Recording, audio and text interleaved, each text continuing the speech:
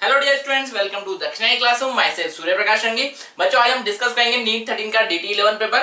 तो पहले हम फिजिकल केमिस्ट्री का डिस्कशन करेंगे, देन ऑर्गेनिक इनऑर्गेनिक का डिस्कशन होगा। तो पहले हम फिजिकल केमिस्ट्री की बात करते हैं। क्वेश्चन नंबर 1 से स्टार्ट करते हैं। यस, गिवन है आपको representation PtH2 sodium ammonium acetate, फिर दे रखा है यहाँ पे सॉल्ट बेस NaCl/H2/Pt। तो यहाँ पे इसका आपको EMF बताना है। इंफॉर्मेशन गिवन है pK of acetic acid, pK of ammonium hydroxide. ये देखिए, तो पहले दिखने में थोड़ा सा यहाँ पे क्वेश्चन थोड़ा सा डरावना है कि आपको लग रहा होगा कि एक्चुअली इंफॉर्मेशन क्या दे दिया है, बट बड़ा सीधा क्वेश्चन है, सिंपल क्वेश्चन है। ठीक है, तो कैसे सॉल्व करना है कि यहाँ पे प्लेटिनम के साथ H2 दे रखा है, मींस ये क्या है, हाइड्रोजन इलेक्ट्रोड है, और यहाँ पर भी H2 दे रखा है, मींस ये हाइड्रोजन इलेक्ट्रोड है। तो एनोड पर होगा ऑक्सीडेशन और कैथोड पे होगा रिडक्शन। तो पहले हम एनोड की बात करें, एनोड पर क्या रिएक्शन होने वाली है, एनोड पर क्या बनेगा, H2 से क्या बनने वाला है, H2 एनोड ले लेते हैं, क्या बनेगा 2H+ of anode, and cathode पे क्या होगा, यहाँ पर H2 प्रोड्यूस होगा, कहां से, H+ से 2 इलेक्ट्रॉन गेन करेगा, यहाँ 2 इलेक्ट्रॉन प्रोड्यूस होंगे और क्या बनाएगा, H2 गैस बनेगा। राइट, ये सभी गैसेस है, ये एक्वस है।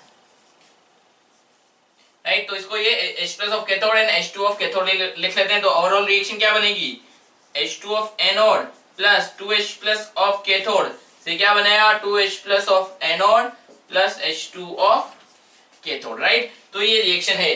अब अगर आपको सेल पोटेंशियल निकालना है तो कैथोड पर प्रेशर कितना है हाइड्रोजन गैस का, कैथोड पर प्रेशर कितना है 0.2 atm, एनोड पर हाइड्रोजन गैस का प्रेशर कितना है 0.2 atm, कैथोड पे H+ और एनोड पे H+ का कंसंट्रेशन क्या है वो पता होना चाहिए।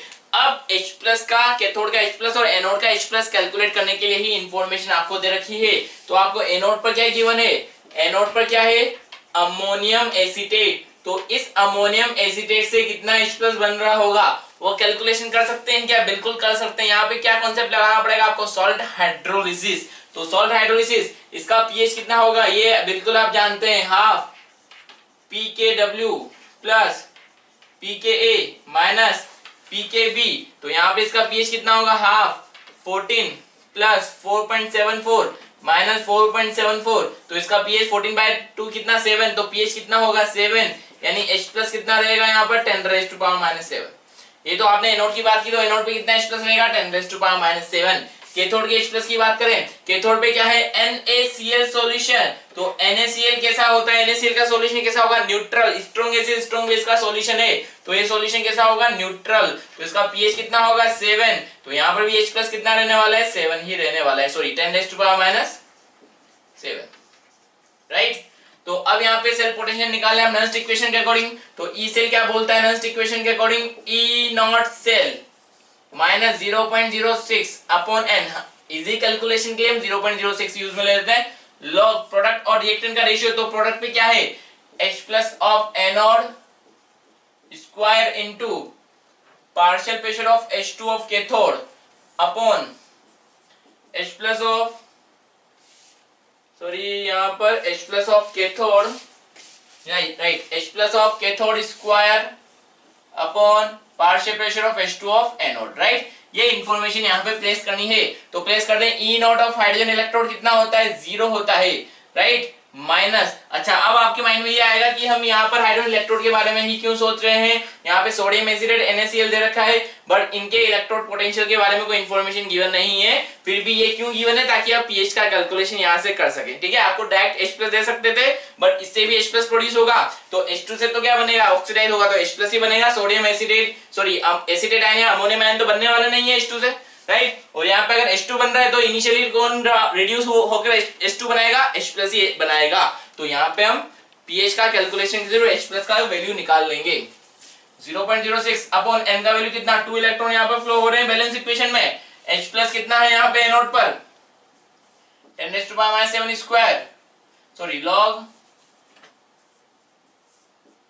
10⁻⁷ square into 0.2 upon 10⁻⁷ square 0.2। Right, तो ये दोनों कैंसिल आउट हो जाएगा, भी कैंसिल आउट हो जाएगा, log 1 क्या होगा 0। तो ई सेल क्या मिल जाएगा आपको यहाँ पर 0 मिल जाएगा। राइट, तो ओवरऑल सेल पोटेंशियल कितना मिलेगा 0। तो आंसर कौन सा करेक्ट हो जाएगा आपका, first answer will be your correct answer. Right, next question number 2 की बात करें, बोला गया है आपको the standard reduction potential at 25 degree Celsius for following half reaction are given, और पूछा गया है which is the strongest reducing agent. तो जिंक से Zn बन रहा है, रिडक्शन पोटेंशियल गिवन है, क्रोमियम से Cr3+ से Cr बन रहा है, रिडक्शन पोटेंशियल प्लस से 0 में जा रहा है, रिडक्शन पोटेंशियल Fe3+ से Fe2+ जा रहा है, सबका रिडक्शन पोटेंशियल आपको गिवन है।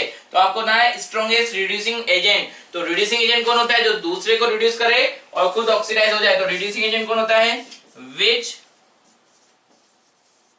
reduce other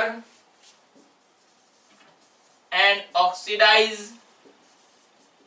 itself, right. तो जो दूसरे को रिड्यूस कर रहा हो खुद ऑक्सीडाइज हो जाए, वही क्या होगा वहां पे, रिड्यूसिंग एजेंट होगा। तो यहां पर कौन सबसे ज्यादा ऑक्सीडाइज हो पा रहा है उसके बेसिस पर हम यहां पर आंसर निकालेंगे। कौन सबसे ज्यादा ऑक्सीडाइज होगा वो कैसे पता लगेगा आपको, ऑक्सीडेशन पोटेंशियल के बेसिस पर। जिसका ऑक्सीडेशन पोटेंशियल ज्यादा होगा वो सबसे ज्यादा ऑक्सीडाइज हो रहा होगा। तो ये तो आपको रिडक्शन पोटेंशियल गिवन थे, ऑक्सीडेशन पोटेंशियल क्या होगा, रिडक्शन को माइनस से मल्टीप्लाई कर दो, 0.762 0.74 0 एंड माइनस 0.77। तो सबसे ज्यादा reduction potential sorry oxidation potential जिसका सबसे ज्यादा होगा वो स्ट्रॉन्गेस्ट रिड्यूसिंग एजेंट है। तो सबसे ज्यादा ऑक्सीडेशन पोटेंशियल किसका है, जिंक का सबसे ज्यादा है। तो जिंक कौन होगा, स्ट्रॉन्गेस्ट रिड्यूसिंग एजेंट होगा। तो फर्स्ट आंसर आपका करेक्ट हो जाएगा, राइट। क्वेश्चन नंबर 3 गिवन है, 4 colorless salt soluble solution are placed in a separate test tube and a strip of copper is dipped in each. Which solution finally turns blue? अब देखिए यहाँ पे कौन सा सॉल्यूशन ब्लू में convert होगा, वो कब होगा कि जब कॉपर Cu से किस में जा रहा होगा, Cu2+ में। बिकॉज यहाँ पे 4 सॉल्यूशन आपको दे रखे हैं, होपफुली ये लैंग्वेज आप क्वेश्चन की समझ गए होंगे। 4 सॉल्यूशन है, कौन कौन से हैं, 4 सॉल्यूशन लेड नाइट्रेट यानी उसमें कौन होगा Pb2+, दूसरा सॉल्यूशन क्या है सिल्वर नाइट्रेट यानी उसमें कौन होगा Ag+, तीसरा सॉल्यूशन कौन है यहाँ पे जिंक नाइट्रेट यानी उसमें कौन होगा Zn2+, एंड फोर्थ सॉल्यूशन कौन है यहाँ पे कैडमियम नाइट्रेट यानी उसमें कौन होगा Cadmium2+। अब इसमें क्या कर रहे हैं, कॉपर की स्ट्रिप क्या कर रहे हैं, डिप कर रहे हैं। तो यहाँ पे बोला है कि कौन सा सॉल्यूशन फाइनली ब्लू हो जाएगा, तो जिसमें Cu2+ बनेगा वो सॉल्यूशन ब्लू कलर शो कर रहा होगा, यानी जिसमें कॉपर का ऑक्सीडेशन हो जाएगा वो सॉल्यूशन ब्लू कलर शो कर रहा होगा। तो किसमें कॉपर का ऑक्सीडेशन होगा, जहां पे दूसरा एलिमेंट क्या हो रहा होगा, रिड्यूस हो रहा होगा। तो जिस एलिमेंट का रिडक्शन पोटेंशियल कॉपर से ज्यादा होगा वो कौन होगा, रिड्यूस हो जाएगा। तो अगर हम रिडक्शन पोटेंशियल की बात करें तो रिडक्शन पोटेंशियल का ऑर्डर क्या है, यहाँ पे सबसे ज्यादा किसका होता है, ये सिल्वर का रहता है, देन Cu2+ का, देन Pb2+ का, then Zn2+, sorry then Cd2+, Cadmium2+, and then फिर Zn2+ का रिडक्शन पोटेंशियल। तो जिसका रिडक्शन पोटेंशियल ज्यादा होगा वो रिड्यूस होगा और जिसका कम होगा वो ऑक्सीडाइज होगा। तो आपने क्या किया है यहाँ पे, इसके अंदर सिल्वर के अंदर क्या क्या सबसे ज्यादा रिडक्शन पोटेंशियल क्या है, सिल्वर का है। सिल्वर के अंदर आपने क्या किया, कॉपर को पुट किया, तो सिल्वर क्या होगा, यहाँ पे रिड्यूस हो जाएगा और कॉपर का क्या हो जाएगा, यहाँ पर ऑक्सीडेशन हो जाएगा। बाकी का रिडक्शन पोटेंशियल क्या है, कॉपर से कम है, तो वहां पर इनका होना चाहिए था ऑक्सीडेशन, बट ये जिसका रिडक्शन पोटेंशियल ज्यादा होता है वो रिड्यूस होता है, जिसका कम होता है वो ऑक्सीडाइज होता है। आपको इसमें केवल चेक करना था कि किसका रिडक्शन पोटेंशियल कॉपर के रेस्पेक्ट में ज्यादा है। तो जिसका रिडक्शन पोटेंशियल कॉपर के रेस्पेक्ट में ज्यादा होगा वो क्या हो जाएगा, यहाँ पर रिड्यूस, और कॉपर को क्या कर देगा, वो ऑक्सीडाइज। तो सिल्वर का रिडक्शन पोटेंशियल यहाँ पर कॉपर से ज्यादा है तो खुद रिड्यूस हो जाएगा और कॉपर क्या कर देगा, ऑक्सीडाइज। तो कौन सा आंसर करेक्ट होगा आपका, सिल्वर नाइट्रेट वाला। नेक्स्ट क्वेश्चन नंबर 4 की बात करें, बोला है आपको the standard reduction potential in order for the following system. तो रिडक्शन पोटेंशियल आपको गिवन है Mn+7 से +2 में आ रहा है, रिडक्शन पोटेंशियल गिवन है इसका 1.51 +4 से +2 0.15 +6 से +3 1.33 +4 से +3 1.61। तो ये यहाँ पे आपको क्या देगा, रिडक्शन पोटेंशियल पूछा गया है। The oxidising power of the various species, oxidising power की हम बात करें, ऑक्सीडाइजिंग पावर क्या होता है, पावर और tendency to oxidise other and reduce itself. तो दूसरे को ऑक्सीडाइज करने की टेंडेंसी और खुद रिड्यूस होने की टेंडेंसी, दूसरे को ऑक्सीडाइज करेगा तो क्या खुद क्या होगा, रिड्यूस होगा। तो दूसरे को ऑक्सीडाइज करने की जो टेंडेंसी है वही क्या कहलाती है, जितनी ज्यादा टेंडेंसी दूसरे को ऑक्सीडाइज करने की होगी उतनी ही ऑक्सीडाइजिंग पावर ज्यादा होगी। तो जितना दूसरे को ऑक्सीडाइज कर रहा है उतना ही खुद रिड्यूस होगा। तो आप ऑक्सीडाइजिंग पावर कैसे कंपेयर कर सकते हैं, रिडक्शन पोटेंशियल के बेसिस पर। तो जिसका रिडक्शन पोटेंशियल ज्यादा होगा वो खुद ज्यादा रिड्यूस होगा और दूसरे को ऑक्सीडाइज भी ज्यादा करेगा। तो जिसका रिडक्शन पोटेंशियल ज्यादा है उसकी ऑक्सीडाइजिंग पावर क्या होगी, ज्यादा। तो ये सब आपको रिडक्शन पोटेंशियल दे रखे हैं, तो जिसका रिडक्शन पोटेंशियल ज्यादा है उसकी ऑक्सीडाइजिंग पावर क्या होगी, यहाँ पर ज्यादा होगी। तो रिडक्शन पोटेंशियल सबसे ज्यादा किसका है, Ce4+ का, देन फिर MnO4- का, देन फिर Cr2O7 2- का, देन Sn4+ का। तो ये क्या होगा, पावर ऑफ ऑक्सीडाइजिंग एजेंट के, सॉरी ऑक्सीडाइजिंग पावर के बेसिस पे ये डिक्रीजिंग ऑर्डर आपको मिल जाएगा। तो ऑप्शन कौन सा करेक्ट होगा आपका, फोर्थ ऑप्शन करेक्ट हो जाएगा। यस, क्वेश्चन नंबर 5 की बात करें, गिवन है आपको दो रिएक्शन गिवन है और थर्ड रिएक्शन का आपको ई नोट बताना है। रिएक्शन गिवन है MnO4- + 8H+ + 5 इलेक्ट्रॉन की रिएक्शन है Mn2+ + 4H2O बन रहा है। इसका ई नोट इन्होंने बोला है x1 वोल्ट है, ये V मींस क्या है, वोल्ट है, right. Second equation MnO2 + 4H+ + 2 electron से यहाँ पे Mn2+ + 2H2 बन रहा है। ई नोट इन्होंने बोला है कितना है, x2 वोल्ट बोला है, और ये थर्ड इक्वेशन के लिए आपको वोल्ट में पोटेंशियल बताना है। तो अगर एक ही एलिमेंट की डिफरेंट डिफरेंट ऑक्सीडेशन स्टेट वाली रिएक्शन दे रखी है तो उनके बीच में जो रिलेशन होता है वो किसके थ्रू निकालते हैं आप, गिब्स रिलेशन के बेसिस पर। तो इन दोनों के गिब्स रिलेशन में क्या रिलेशन होगा, वही गिब्स एनर्जी में क्या रिलेशन होगा वो हम देख लेते हैं। तो ये थर्ड इक्वेशन कैसे बनेगी, यहाँ पे MnO4- कहां दे रखा है आपको, रिएक्टेंट साइड, ये भी रिएक्टेंट साइड है तो इसको करेंगे प्लस, MnO2 यहाँ पे प्रोडक्ट साइड है, ये रिएक्टेंट से प्रोडक्ट में भेजने के लिए क्या करना पड़ेगा, माइनस। तो इस रिएक्शन का डेल्टा G1 ले लेते हैं, इसको डेल्टा G2 ले लेते हैं, इसको डेल्टा G3 ले लेते हैं। तो डेल्टा G3 किसके बराबर होगा, delta G1 minus delta G2। अब डेल्टा G1, डेल्टा G2 और डेल्टा G3 की बात करें तो डेल्टा G किसके बराबर होता है, -NFe सेल के बराबर।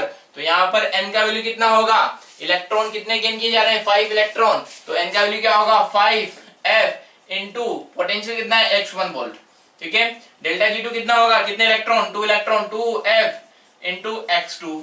डेल्टा G3 कितना होगा, -3F इंटू E3 के इक्वल। तो यहाँ पे प्लेस कीजिए, डेल्टा G3 कितना है, -3F, E3 equal to delta G1 कितना है, -5F x1, डेल्टा G2 कितना है, -2F x2, राइट। तो कैंसिल आउट कर दें, F को कैंसिल आउट कर दें, तो ये कितना होगा, -3 E3 equal to -5 x1 + 2 x2। So E3 will be equal to कितना, यहाँ पर माइनस से मल्टीप्लाई कीजिए, 5x1 - 2x2/3। तो ये E3 का वैल्यू आपको मिल जाएगा। तो जो आपको ऑप्शन गिवन था उसमें कौन सा ऑप्शन करेक्ट होगा, थर्ड ऑप्शन आपका करेक्ट ऑप्शन हो जाएगा, राइट।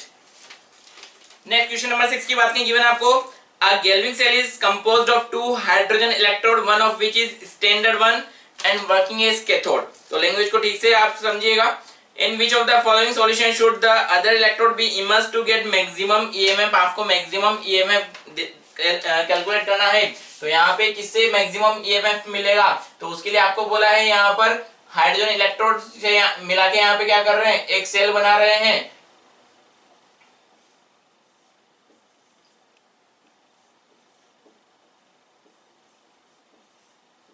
एक है एनोड, एक है कैथोड। तो इन्होंने बोला है जो कैथोड है वो क्या है, स्टैंडर्ड इलेक्ट्रोड है। तो स्टैंडर्ड इलेक्ट्रोड में H+ का कंसंट्रेशन क्या होता है, 1 मोलर होता है, राइट। प्रेशर क्या होता है H2 का, 1 atm होता है, ठीक है। अगर कुछ भी इंफॉर्मेशन गिवन ना हो तो आप प्रेशर हमेशा कितना कंसीडर करते हैं, 1 atm ही कंसीडर करते हैं H2 का।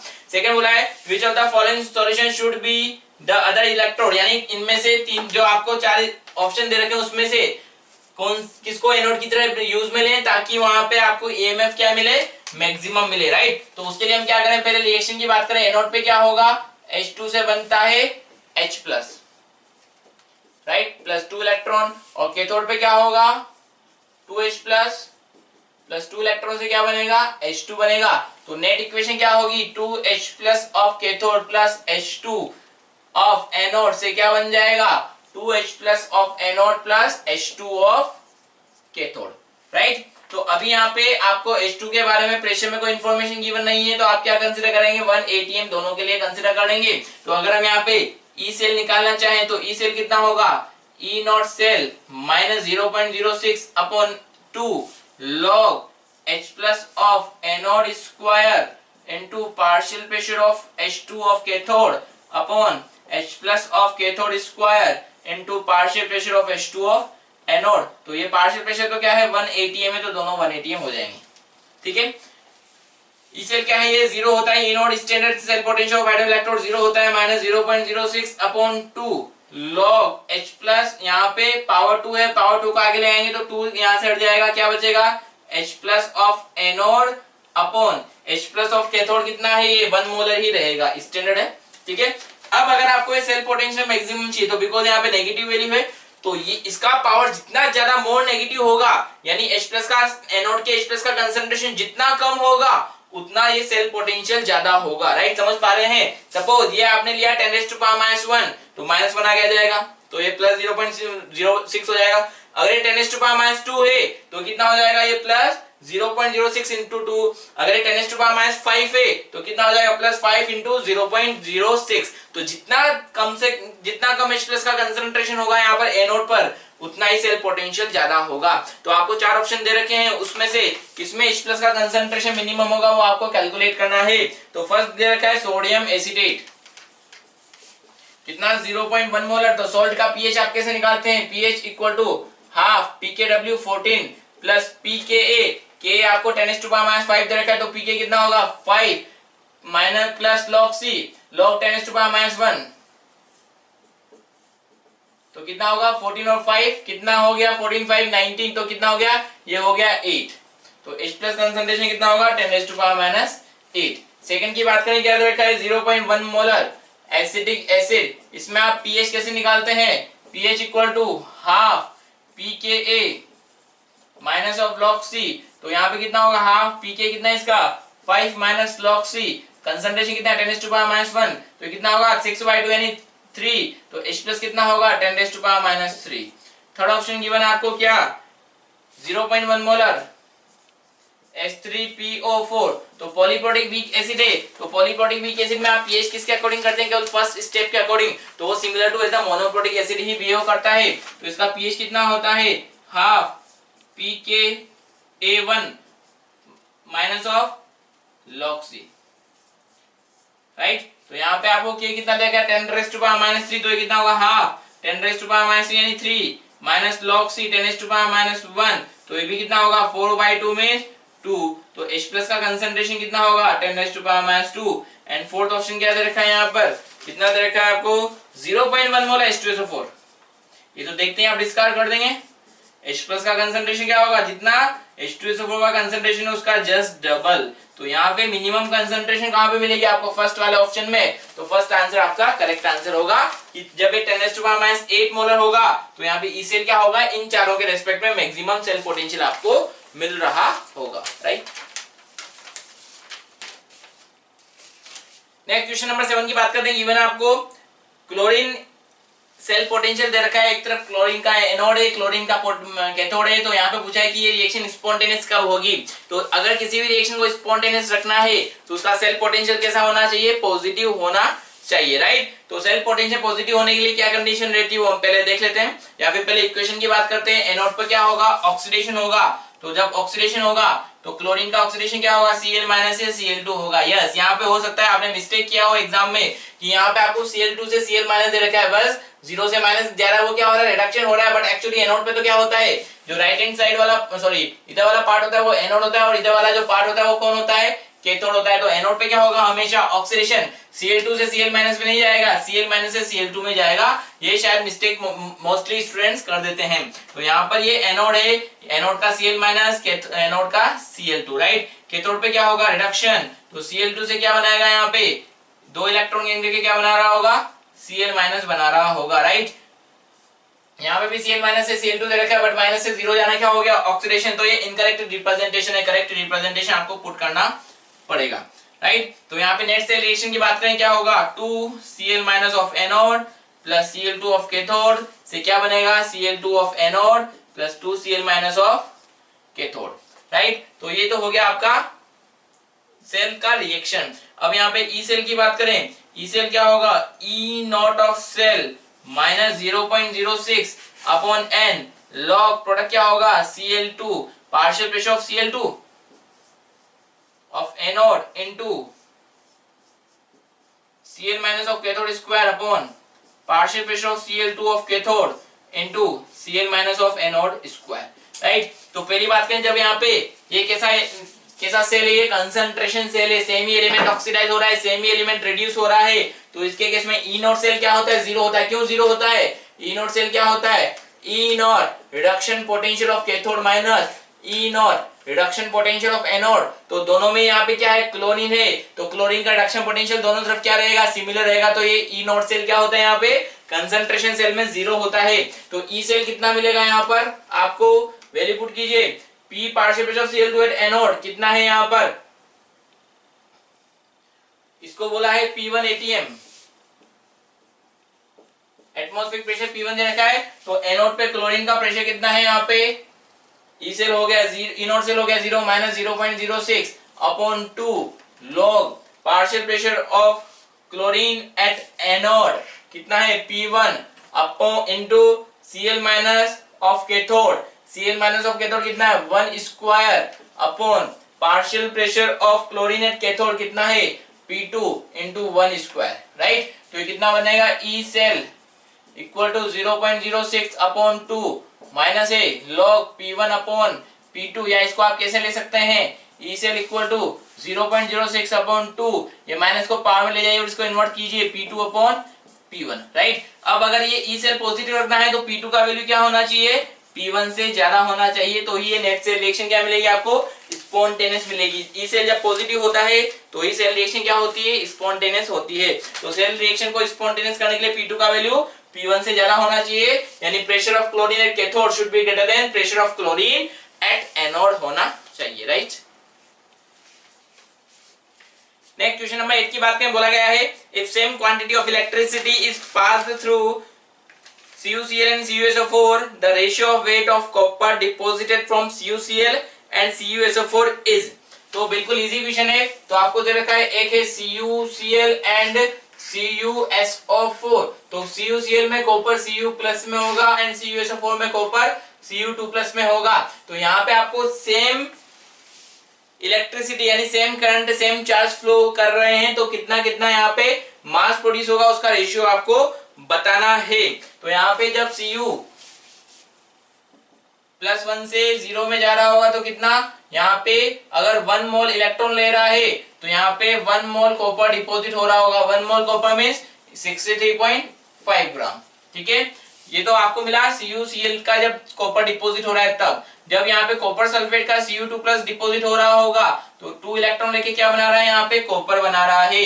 तो जब यहाँ पे 2 मोल इलेक्ट्रॉन का फ्लो हो रहा है, यानी 1 mole means 1 mole electron means 1 faraday, 2 mole electron means 2 faraday charge का फ्लो होगा। तो यहाँ पे 1 mole of copper means 63.5 gram deposit होगा। तो आपको बोला है सेम चार्ज फ्लो करना है, सेम करंट फ्लो हो रहा है, तो ये 1 फेराडे है, 1 फेराडे से 63.5, तो यहाँ 2 फेराडे से 63.5, 1 फेराडे यानी 1 मोल इलेक्ट्रॉन अगर ये गेन कर रहा है या 1 फेराडे का चार्ज फ्लो हो रहा है तो कितना हाफ मोल प्रोड्यूस होगा, हाफ मोल मींस 63.5/2 ग्राम, ठीक है। तो इधर कितना मास प्रोड्यूस हुआ, तो CuCl और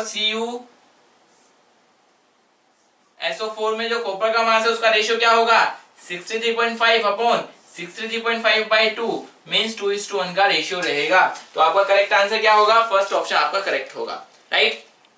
नेक्स्ट क्वेश्चन नंबर 9 की बात करें। क्वेश्चन नंबर 9 बोला है 11.2 litre of H2 is liberated at the cathode in the electrolysis of alkaline water, the volume of O2 gas evolve at anode. तो वाटर का यहाँ पे इलेक्ट्रोलिसिस हो रहा है, तो यहाँ पर कितना volume of O2 gas produce होगा। तो इलेक्ट्रोलिसिस कर दें वाटर का, तो एनोड पे जब वाटर का ऑक्सीडेशन होगा तो क्या प्रोड्यूस होगा, यहाँ पे O2 plus 4H plus 4 electron, right. Cathode पे जब वाटर का यहाँ पे रिडक्शन होगा तो क्या प्रोड्यूस होगा,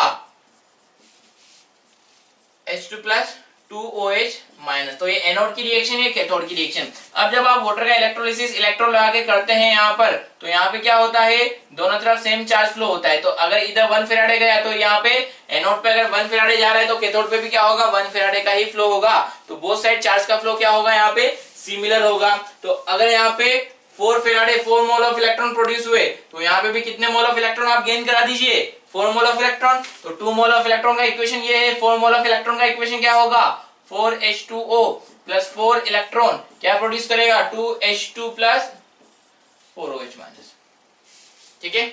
अब बोला है यहाँ पे 11.2 liter of H2 is liberated at cathode in the electrolysis of alkaline water. The volume of O2 liberated at anode. तो यहाँ पे अब देख लीजिए सेम चार्ज फ्लो कराने पर यहाँ पे मोल्स ऑफ H2 और मोल्स ऑफ O2 का क्या रेशियो है, यहाँ पे 2 मोल प्रोड्यूस हो रहा है तो वहां पे कितना 1 मोल प्रोड्यूस हो रहा है, तो जो मोल्स का रेशियो होगा वही वॉल्यूम का रेशियो होगा, तो वॉल्यूम ऑफ H2 और वॉल्यूम ऑफ O2 का रेशियो क्या होगा 2:1 ही होगा।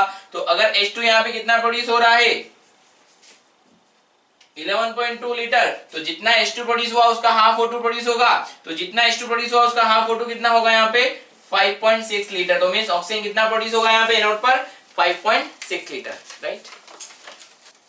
नेक्स्ट क्वेश्चन नंबर 10 की बात करें, गिवन आपको एक हाइड्रोजन दो हाइड्रोजन इलेक्ट्रोड आपस में कनेक्ट करके यहाँ पे सेल बना रखा है और पूछा है यहाँ पे सेल रिएक्शन स्पॉन्टेनियस होगी, नॉन स्पॉन्टेनियस होगी या इक्विलिब्रियम पर होगी, तो वो आप कैसे बता सकते हैं, सिंपली सेल्फ पोटेंशियल से। अगर सेल्फ पोटेंशियल पॉजिटिव है तो यहाँ पे रिएक्शन स्पॉन्टेनियस होगी, नेगेटिव है तो नॉन स्पॉन्टेनियस होगी, और अगर सेल्फ पोटेंशियल 0 है तो रिएक्शन इक्विलिब्रियम पर होगी। तो अभी हम यहाँ पे क्या करते हैं, एनोड और कैथोड की रिएक्शन की बात करें, एनोड पे क्या होगा ऑक्सीडेशन H2 से क्या जाएगा 2H प्लस 2 इलेक्ट्रॉन, राइट। यहाँ पे प्रेशर कितना है 1 atm और यहाँ पे H+ का कंसंट्रेशन कितना है pH कितना है 2, तो H+ कितना होगा 10⁻⁻2 मोलर। कैथोड की बात करें, यहाँ पे क्या होगा 2H+ से क्या बनाएगा यहाँ पे 2 इलेक्ट्रॉन एंटर करके H2 बना रहा होगा, तो यहाँ पे pH कितना है 3, तो H+ कितना होगा 10⁻³ मोलर और ये कितना होगा 1 atm, राइट। तो यहाँ पे H2 of anode, H+ of anode, H+ of cathode, H2 of cathode, right. तो क्या होगा H2 of anode plus 2H+ of cathode से क्या बनेगा 2H+ of anode plus H2 of cathode, तो H2 ऑफ एनोड कितना है 1 atm, H+ ऑफ कैथोड कितना 10⁻³ मोलर, H+ ऑफ एनोड कितना 10⁻² molar and H2 of cathode कितना 1 atm। तो अगर आप यहाँ पे सेल पोटेंशियल की बात करें तो E सेल क्या होता है E0 - 0.06 upon n log product और रिएक्टेंट के एक्टिव मास का रेशियो, राइट। तो ये कितना होगा E0 तो हाइड्रोजन के लिए कितना होता है 0 - 0.06 अपॉन n का वैल्यू कितना 2 लॉग ये कितना होगा यहाँ पे 10⁻² square into 1 upon 10⁻³ square into 1, तो ये कितना होगा 10⁻⁴ अपॉन 10⁻�6, ऊपर आएगा तो क्या होगा 10⁻², तो बचा क्या -0.06 अपॉन 2 log 10⁻², 2 आ जाएगा, 2 से 2 कैंसिल आउट हो जाएगा, log 10 कितना 1, तो ये कितना बचा -0.06 वोल्ट। तो यहाँ पे सेल पोटेंशियल कैसा मिल रहा है आपको नेगेटिव मिल रहा है। सेल पोटेंशियल अगर नेगेटिव मिला तो रिएक्शन कैसी होगी नॉन स्पॉन्टेनियस होगी, तो कौन सा ऑप्शन करेक्ट होगा आपका second option will be correct option.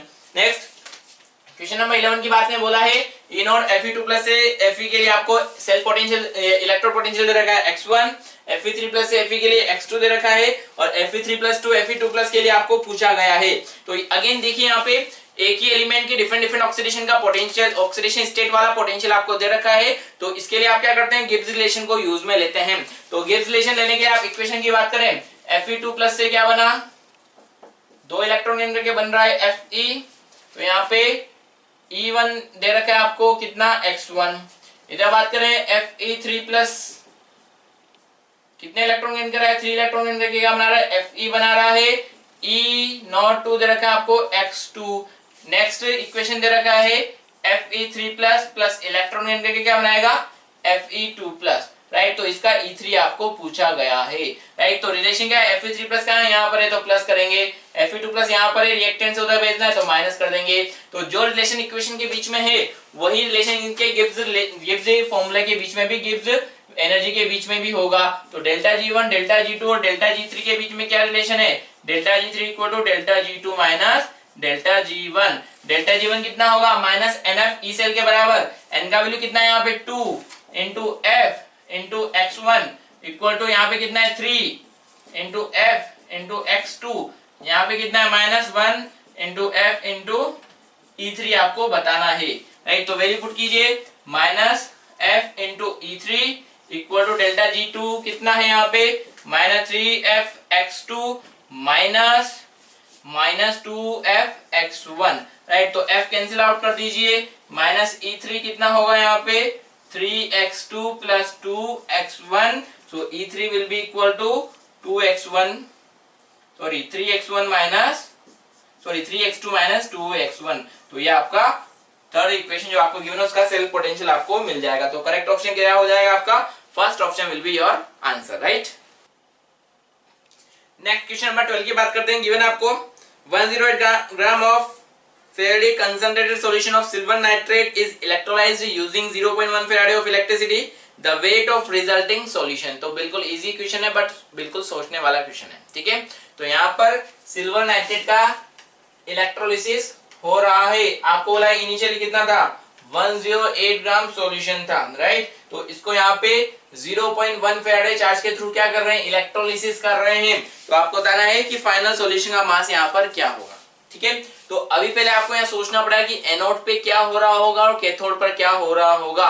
तो अगर हम एनोड की बात करें तो इलेक्ट्रोलिसिस में जो एनोड होता है वो कैसा होता है, पॉजिटिवली चार्ज होता है। तो इसके पास कौन से आयन्स आते हैं, नेगेटिव आयन। और जो कैथोड होता है वो कैसा होता है, नेगेटिवली चार्ज होता है। और इसके पास कौन से आयन्स आएंगे, पॉजिटिवली चार्ज आयन, यानी सिल्वर नाइट्रेट। तो यहाँ पे क्या NO3- का ऑक्सीडेशन होगा क्या, नहीं, क्योंकि ये नाइट्रोजन पहले से ही मैक्सिमम ऑक्सीडेशन स्टेट पर है।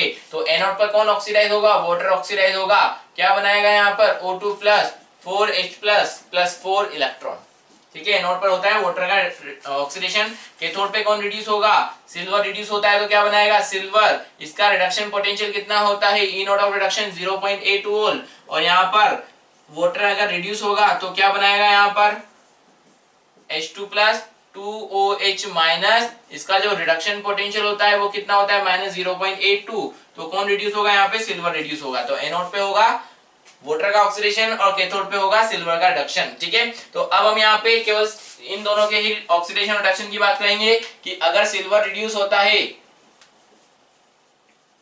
अगर यहाँ पे 1 मोल सिल्वर रिड्यूस होगा तो 1 फेराडे 1 मोल ऑफ इलेक्ट्रॉन यहाँ पे कंज्यूम होंगे। तो अगर 1 मोल इलेक्ट्रॉन कंज्यूम हो रहे हैं तो कितना मास डिपॉजिट हो रहा है यहाँ पर, 1 मोल के बराबर, यानी 108 ग्राम। कब, जब 1 फेराडे यहाँ पर कंज्यूम हो रहा है। तो अगर 0.1 फेराडे कंज्यूम हो रहा है, अगर 0.1 फेराडे कंज्यूम हुआ तो कितना मास यहाँ पे डिपॉजिट होगा, 10.8 ग्राम ऑफ मास डिपॉजिट होगा। तो ये तो कैथोड पे इतना मास डिपॉजिट होगा। बट इसके अलावा एनोड पे भी रिएक्शन हो रही है, ऑक्सीजन यहाँ पे लिबरेट हो रहा है, यानी ऑक्सीजन गैस की फॉर्म में बाहर निकल रहा है। तो वो भी क्या है, मास का लॉस है।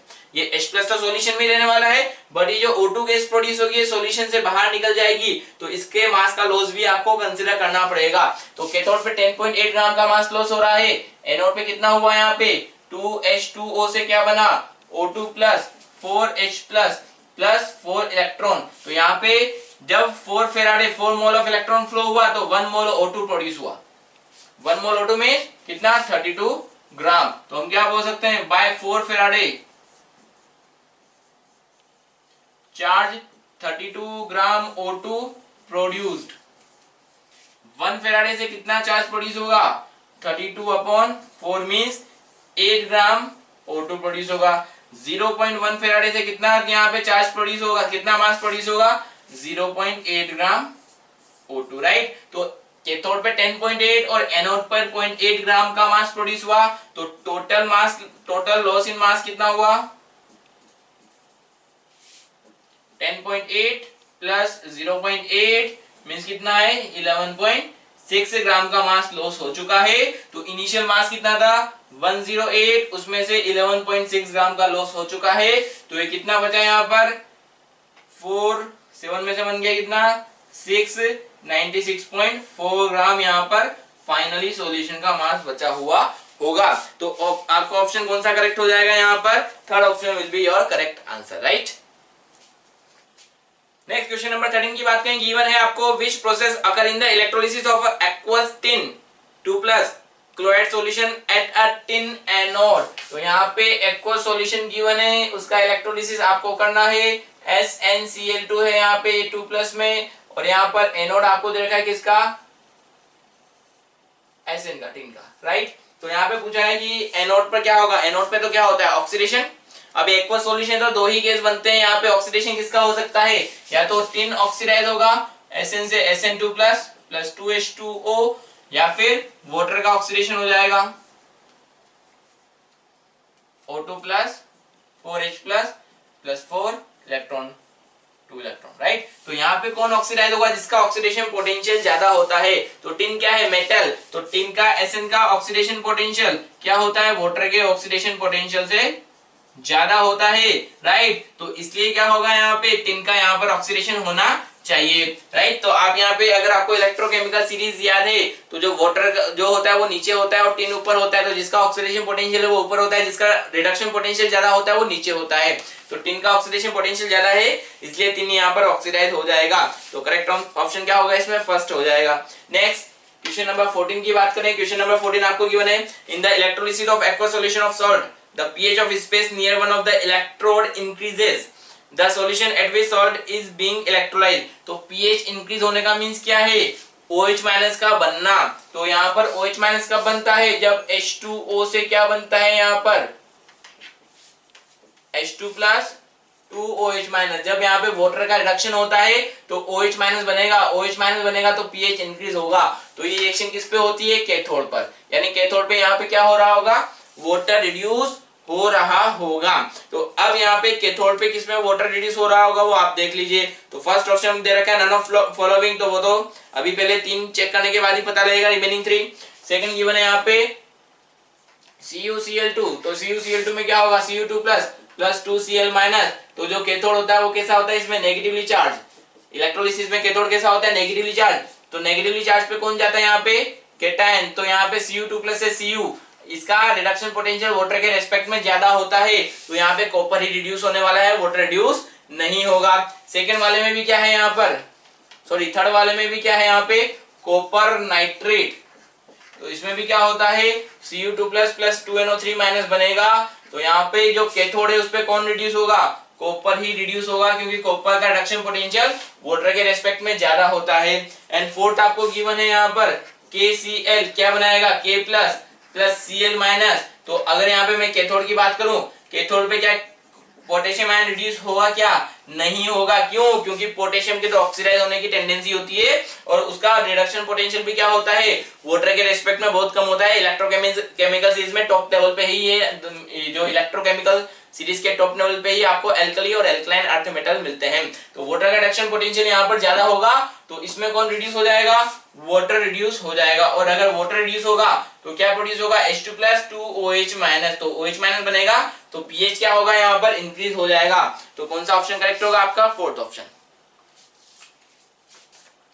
नेक्स्ट क्वेश्चन नंबर 15 की बात करें। 15 बोला है, for a saturated solution of AgCl, के दे रखा है आपको सॉल्यूशन के लिए 3.4 into 10⁻⁶ ohm inverse centimetre inverse, and that of water used is 2.02 into 10⁻⁶ ohm inverse centimeter inverse.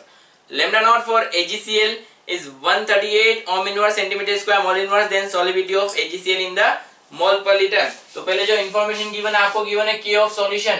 K of solution क्या होता है, 3.4 into 10⁻⁶ ohm inverse centimeter inverse, and that of water, K of water आपको given है कितना, 2.02 into 10⁻⁶ ohm inverse centimetre inverse.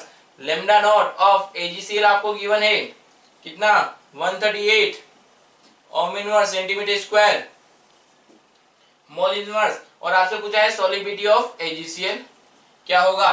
तो solubility के लिए अगर आपको याद हो तो हम कौन सा फॉर्मूला यूज में लेंगे, lambda equal to K into 1000/S, right. Lambda आपको यहाँ पर गिवन है, ठीक है। तो लेम्डा तो गिवन है, बट क्या आपको यहाँ पे K ऑफ सॉल्यूशन पता है क्या, सॉरी K ऑफ AgCl पता है क्या, नहीं। आपके पास K ऑफ सॉल्यूशन है और K ऑफ वाटर है, तो हम क्या बोलते हैं, जो K होता है सॉल्यूशन का वो क्या होता है, एडिटिव नेचर का। तो किसके बराबर होगा, K of water plus K of AgCl, right. तो K ऑफ AgCl यहां से आप निकाल सकते हैं, क्या हो जाएगा, K of solution minus K of water. तो सॉल्यूशन का K कितना होगा, 3.4 into 10⁻⁶ माइनस 2.02 into 10⁻⁶। तो ये कितना हो जाएगा यहाँ पे, लगभग 1.38 into 10⁻⁶ ohm inverse centimetre inverse. तो K का वैल्यू आपको पता लगा, तो आपको लेम्डा पता है, K पता है, तो S निकालना है। तो S कितना हो जाएगा, K इंटू 1000/लैम्डा। तो यहाँ पे K कितना है, 1.38 into 10⁻⁶ इंटू 10⁻³ अपॉन लेम्डा कितना है यहाँ पे 138। तो ये कैंसिल आउट हो जाएगा कितना, 100 टाइम्स। तो कितना बचेगा यहाँ पे 10⁻⁻⁵ मोल पर लीटर। तो ये क्या हो जाएगा, इसका सॉल्युबिलिटी आपको मिल जाएगा। पूछा भी आपसे सॉल्युबिलिटी ही गया है, तो कौन सा ऑप्शन करेक्ट होगा इसमें, फर्स्ट ऑप्शन आपका करेक्ट आंसर हो जाएगा, राइट। नेक्स्ट क्वेश्चन नंबर 16 की हम बात करें। क्वेश्चन नंबर 16 आपको गिवन है, calculate molar conductance lambda for barium hydroxide given molar conductance of ammonium chloride, ammonium hydroxide, barium chloride and ammonium chloride. तो यहाँ पे आपको लैम्डा ऑफ NH4OH गिवन है, कितना है ये, lambda of ammonium ion plus lambda of OH minus ion के बराबर होगा। इसका वैल्यू गिवन है आपको कितना, 251.44। सेकंड गिवन है लैम्डा ऑफ बेरियम क्लोराइड किसके बराबर होगा, lambda of Ba2 plus plus 2 lambda of Cl minus, कितना दे रखा है ये 280 and lambda of NH4 Cl कितना होगा, lambda of ammonium ion plus lambda of Cl minus, ये गिवन है आपको 129.8। इन तीनों की हेल्प से आपको निकालना है लैम्डा ऑफ बेरियम हाइड्रोक्साइड, ये क्या हो जाएगा, lambda of Ba2 plus plus 2 into lambda of OH minus, right. इसका वैल्यू आपको बताना है, राइट। तो कैलकुलेशन बिल्कुल इजी है, ये कॉन्सेप्ट बिल्कुल इजी है। तो करना क्या होगा यहाँ पे कि तीनों इक्वेशन के बीच में क्या रिलेशन मिलेगा, वही लैम्डा का रिलेशन होगा। तो बेरियम आयन कहां से मिलेगा, यहाँ से, तो इसको करेंगे प्लस, ठीक है। उसके बाद कितना OH माइनस चाहिए 2, यहाँ पे कितना है 1, तो इसको क्या करना होगा, मल्टीप्लाइड बाय 2, राइट। अब यहाँ पे Cl माइनस और यहाँ पे अमोनियम आयन एक्सेस में है, उनका रिक्वायरमेंट नहीं है तो उनको रिप्लेस करना पड़ेगा। तो जैसे आपने यहाँ पे 2 से मल्टीप्लाई किया तो अमोनियम आयन कितना होगा 2, तो इसको भी क्या करना होगा, -2 से मल्टीप्लाई करना होगा। तो आपको यहाँ पे फाइनल इक्वेशन मिल जाएगी। चेक करें, बेरियम आयन मिल गया, 2OH माइनस 2 से मल्टीप्लाई किया मिल गया, 2 अमोनियम आयन था, -2 अमोनियम आयन कैंसिल आउट हो गया, 2 Cl माइनस था, -2 Cl माइनस कैंसिल आउट हो गया। तो लैम्डा ऑफ बेरियम हाइड्रोक्साइड क्या हो जाएगा, 2 इंटू 251.44 प्लस 280 माइनस 2 इंटू 129.8। तो आप कैलकुलेट करेंगे तो आपको आंसर मिल जाएगा 523.28। लैम्डा पूछा है ohm inverse centimetre square, mole inverse will be your final answer. Clear. Next question number 17 की बात करें, आपको गिवन है following is the variation of physical adsorption with temperature. तो टेंपरेचर का फिजिकल एडसॉर्प्शन के साथ ग्राफ पूछा है, तो बिल्कुल इजी क्वेश्चन है। यहाँ पे सरफेस केमिस्ट्री से तो हम क्या बोलते हैं, जो फिजिकल एडसॉर्प्शन होता है वो क्या होता है, सिंपल बॉन्डेबल फोर्सेस होता है जब बॉन्ड बनते हैं। तो जो बॉन्ड बनने का प्रोसेस है वो कैसा होता है, एंडोथर्मिक। तो जब आप यहाँ पर पूछा गया है कि अगर आपको फिजिकल एडसॉर्प्शन की बात करें तो टेम्परेचर के साथ क्या वेरिएशन होगा, तो बॉन्ड बनने का प्रोसेस जो होता है वो एंडोथर्मिक होता है। अगर आप टेम्परेचर बढ़ाएंगे तो बॉन्ड क्या हो जाएगा, ब्रेक हो जाएगा। तो जो एडसॉर्ब पार्टिकल है वो क्या हो जाएगा, वहां से रिमूव हो जाएगा। तो टेम्परेचर बढ़ाने पर फिजिकल एडसॉर्प्शन क्या होता है, डिक्रीज होता है। तो यहाँ पे एक ही ग्राफ है जो टेम्परेचर का यहाँ पे ग्राफ शो कर रहा है कि जैसे जैसे टेम्परेचर बढ़ेगा एडसॉर्प्शन क्या हो जाएगा, डिक्रीज हो जाएगा। तो कौन सा आंसर सही होगा, आपका सेकंड ऑप्शन सही होगा, राइट। नेक्स्ट क्वेश्चन नंबर 18 की बात करें। क्वेश्चन नंबर 18 आपको बोला गया है when a graph is plotted between log x upon m and log p, it is straight line with an angle of 45 degree and intercept is 0.3101। कुछ ऐसा दे रखा है, ये एंगल आपको दे रखा है 45 डिग्री, ये log x बाय m का ग्राफ है और ये किसके साथ, log p के साथ। यहाँ पे ये जो इंटरसेप्ट गिवन है वो कितना गिवन है, 0.3010 on y-axis. If initial pressure is 0.3 atm, what will be the amount of gas adsorbed per gram of adsorbent? तो आपको यहाँ पे बताना है कि कितना अमाउंट एड्सॉर्ब हुआ होगा। तो अगर हम रिलेशन देखें तो क्या होता है, x अपॉन m का किसके साथ रिलेशन होता है, k p power 1 upon n के साथ। तो आपको पूछा है अमाउंट ऑफ गैस एड्सॉर्ब पर ग्राम ऑफ एड्सॉर्बेंट। तो यहाँ पे x बताना है, तो m तो आपको दे रखा है 1 ग्राम के लिए पूछा गया है। k का वैल्यू पता होना चाहिए, p का वैल्यू पता होना चाहिए और n का वैल्यू पता होना चाहिए। p का वैल्यू आपको दे दिया 0.3, तो पहले हम n का वैल्यू और k का वैल्यू निकाल लें। तो उसके लिए हम ग्राफ का यूज में लेंगे। अगर हम log लेते हैं तो क्या होगा, log x अपॉन m किसके बराबर होगा, log k plus 1 upon n log p। तो इनके बीच में क्या रिलेशन होगा, y equal to mx plus c। तो ये क्या है, इंटरसेप्ट है, ये n क्या है, यहाँ पे स्लोप हो जाएगा।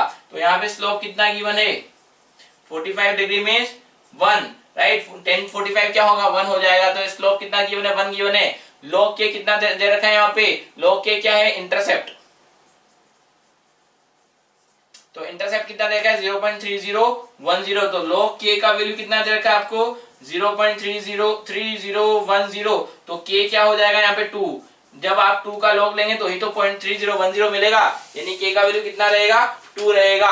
यहाँ पे 1/n का वैल्यू कितना है 1 है, तो n का वैल्यू भी कितना मिल जाएगा आपको 1 मिल जाएगा, राइट। तो बस आपको फॉर्मूले में वैल्यू पुट करनी है, आपको k का वैल्यू पता चला, n का वैल्यू पता लगा, x बताना है, x क्या है यहाँ पे अमाउंट ऑफ गेट्स एब्जॉर्ब पर ग्राम ऑफ एब्जॉर्बेंट, तो एब्जॉर्बेंट का मास क्या बोला है पर ग्राम 1 ग्राम, इनटू k का वैल्यू कितना है यहाँ पर, k का वैल्यू मिला आपको 2, इनटू प्रेशर कितना दे रखा है आपको 0.3 पावर 1, तो ये कितना हो जाएगा 0.6 ग्राम यहाँ पे एब्जॉर्ब हुआ होगा, राइट।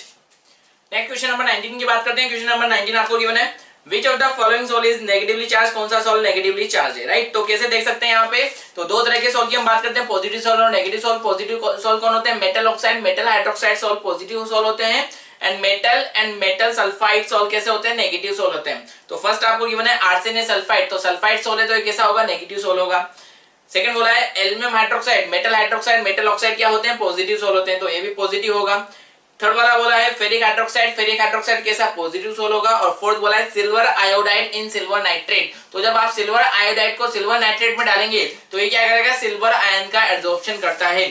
अब कोई भी सोल कौन से आयन को एब्जॉर्ब करता है, ये होपफुली आपको पता होगा कि जो भी कॉमन आयन एक्सेस में होता है उसको एब्जॉर्ब करता है। तो जब AgI को आप डालेंगे सिल्वर नाइट्रेट में, तो चारों तरफ जो आयन कॉमन है वो कौन सा है, सिल्वर आयन, तो AgI किसको एब्जॉर्ब करेगा, Ag+ को, तो सिल्वर आयन को एब्जॉर्ब करेगा तो उसके ऊपर कौन सा चार्ज डेवलप होगा, पॉजिटिव चार्ज। तो second third and fourth positive sol होंगे और फर्स्ट वाला कैसा होगा, नेगेटिव सोल होगा। नेक्स्ट क्वेश्चन नंबर 20 की बात करते हैं। क्वेश्चन नंबर 20 भी स्टेटमेंट बेस्ड क्वेश्चन है। बोला है which of the following statement is correct, correct statement पूछा गया है। First Brownian movement is more pronounced for smaller particle than for bigger ones, बिल्कुल सही है, जितना बड़ा पार्टिकल होगा ग्रेविटेशनल फोर्स उस पर बढ़ता जाएगा तो वो नीचे यहाँ पे सेटल डाउन होने के चांसेस उसके बढ़ेंगे।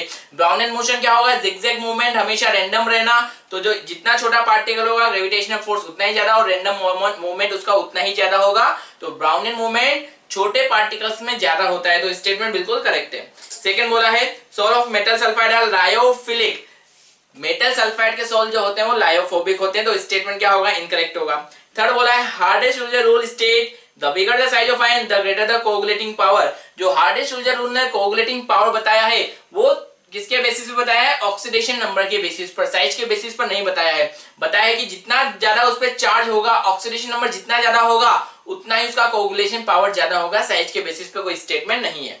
फोर्थ बोला है one would expect charcoal to absorb chlorine more strongly than hydrogen sulphide.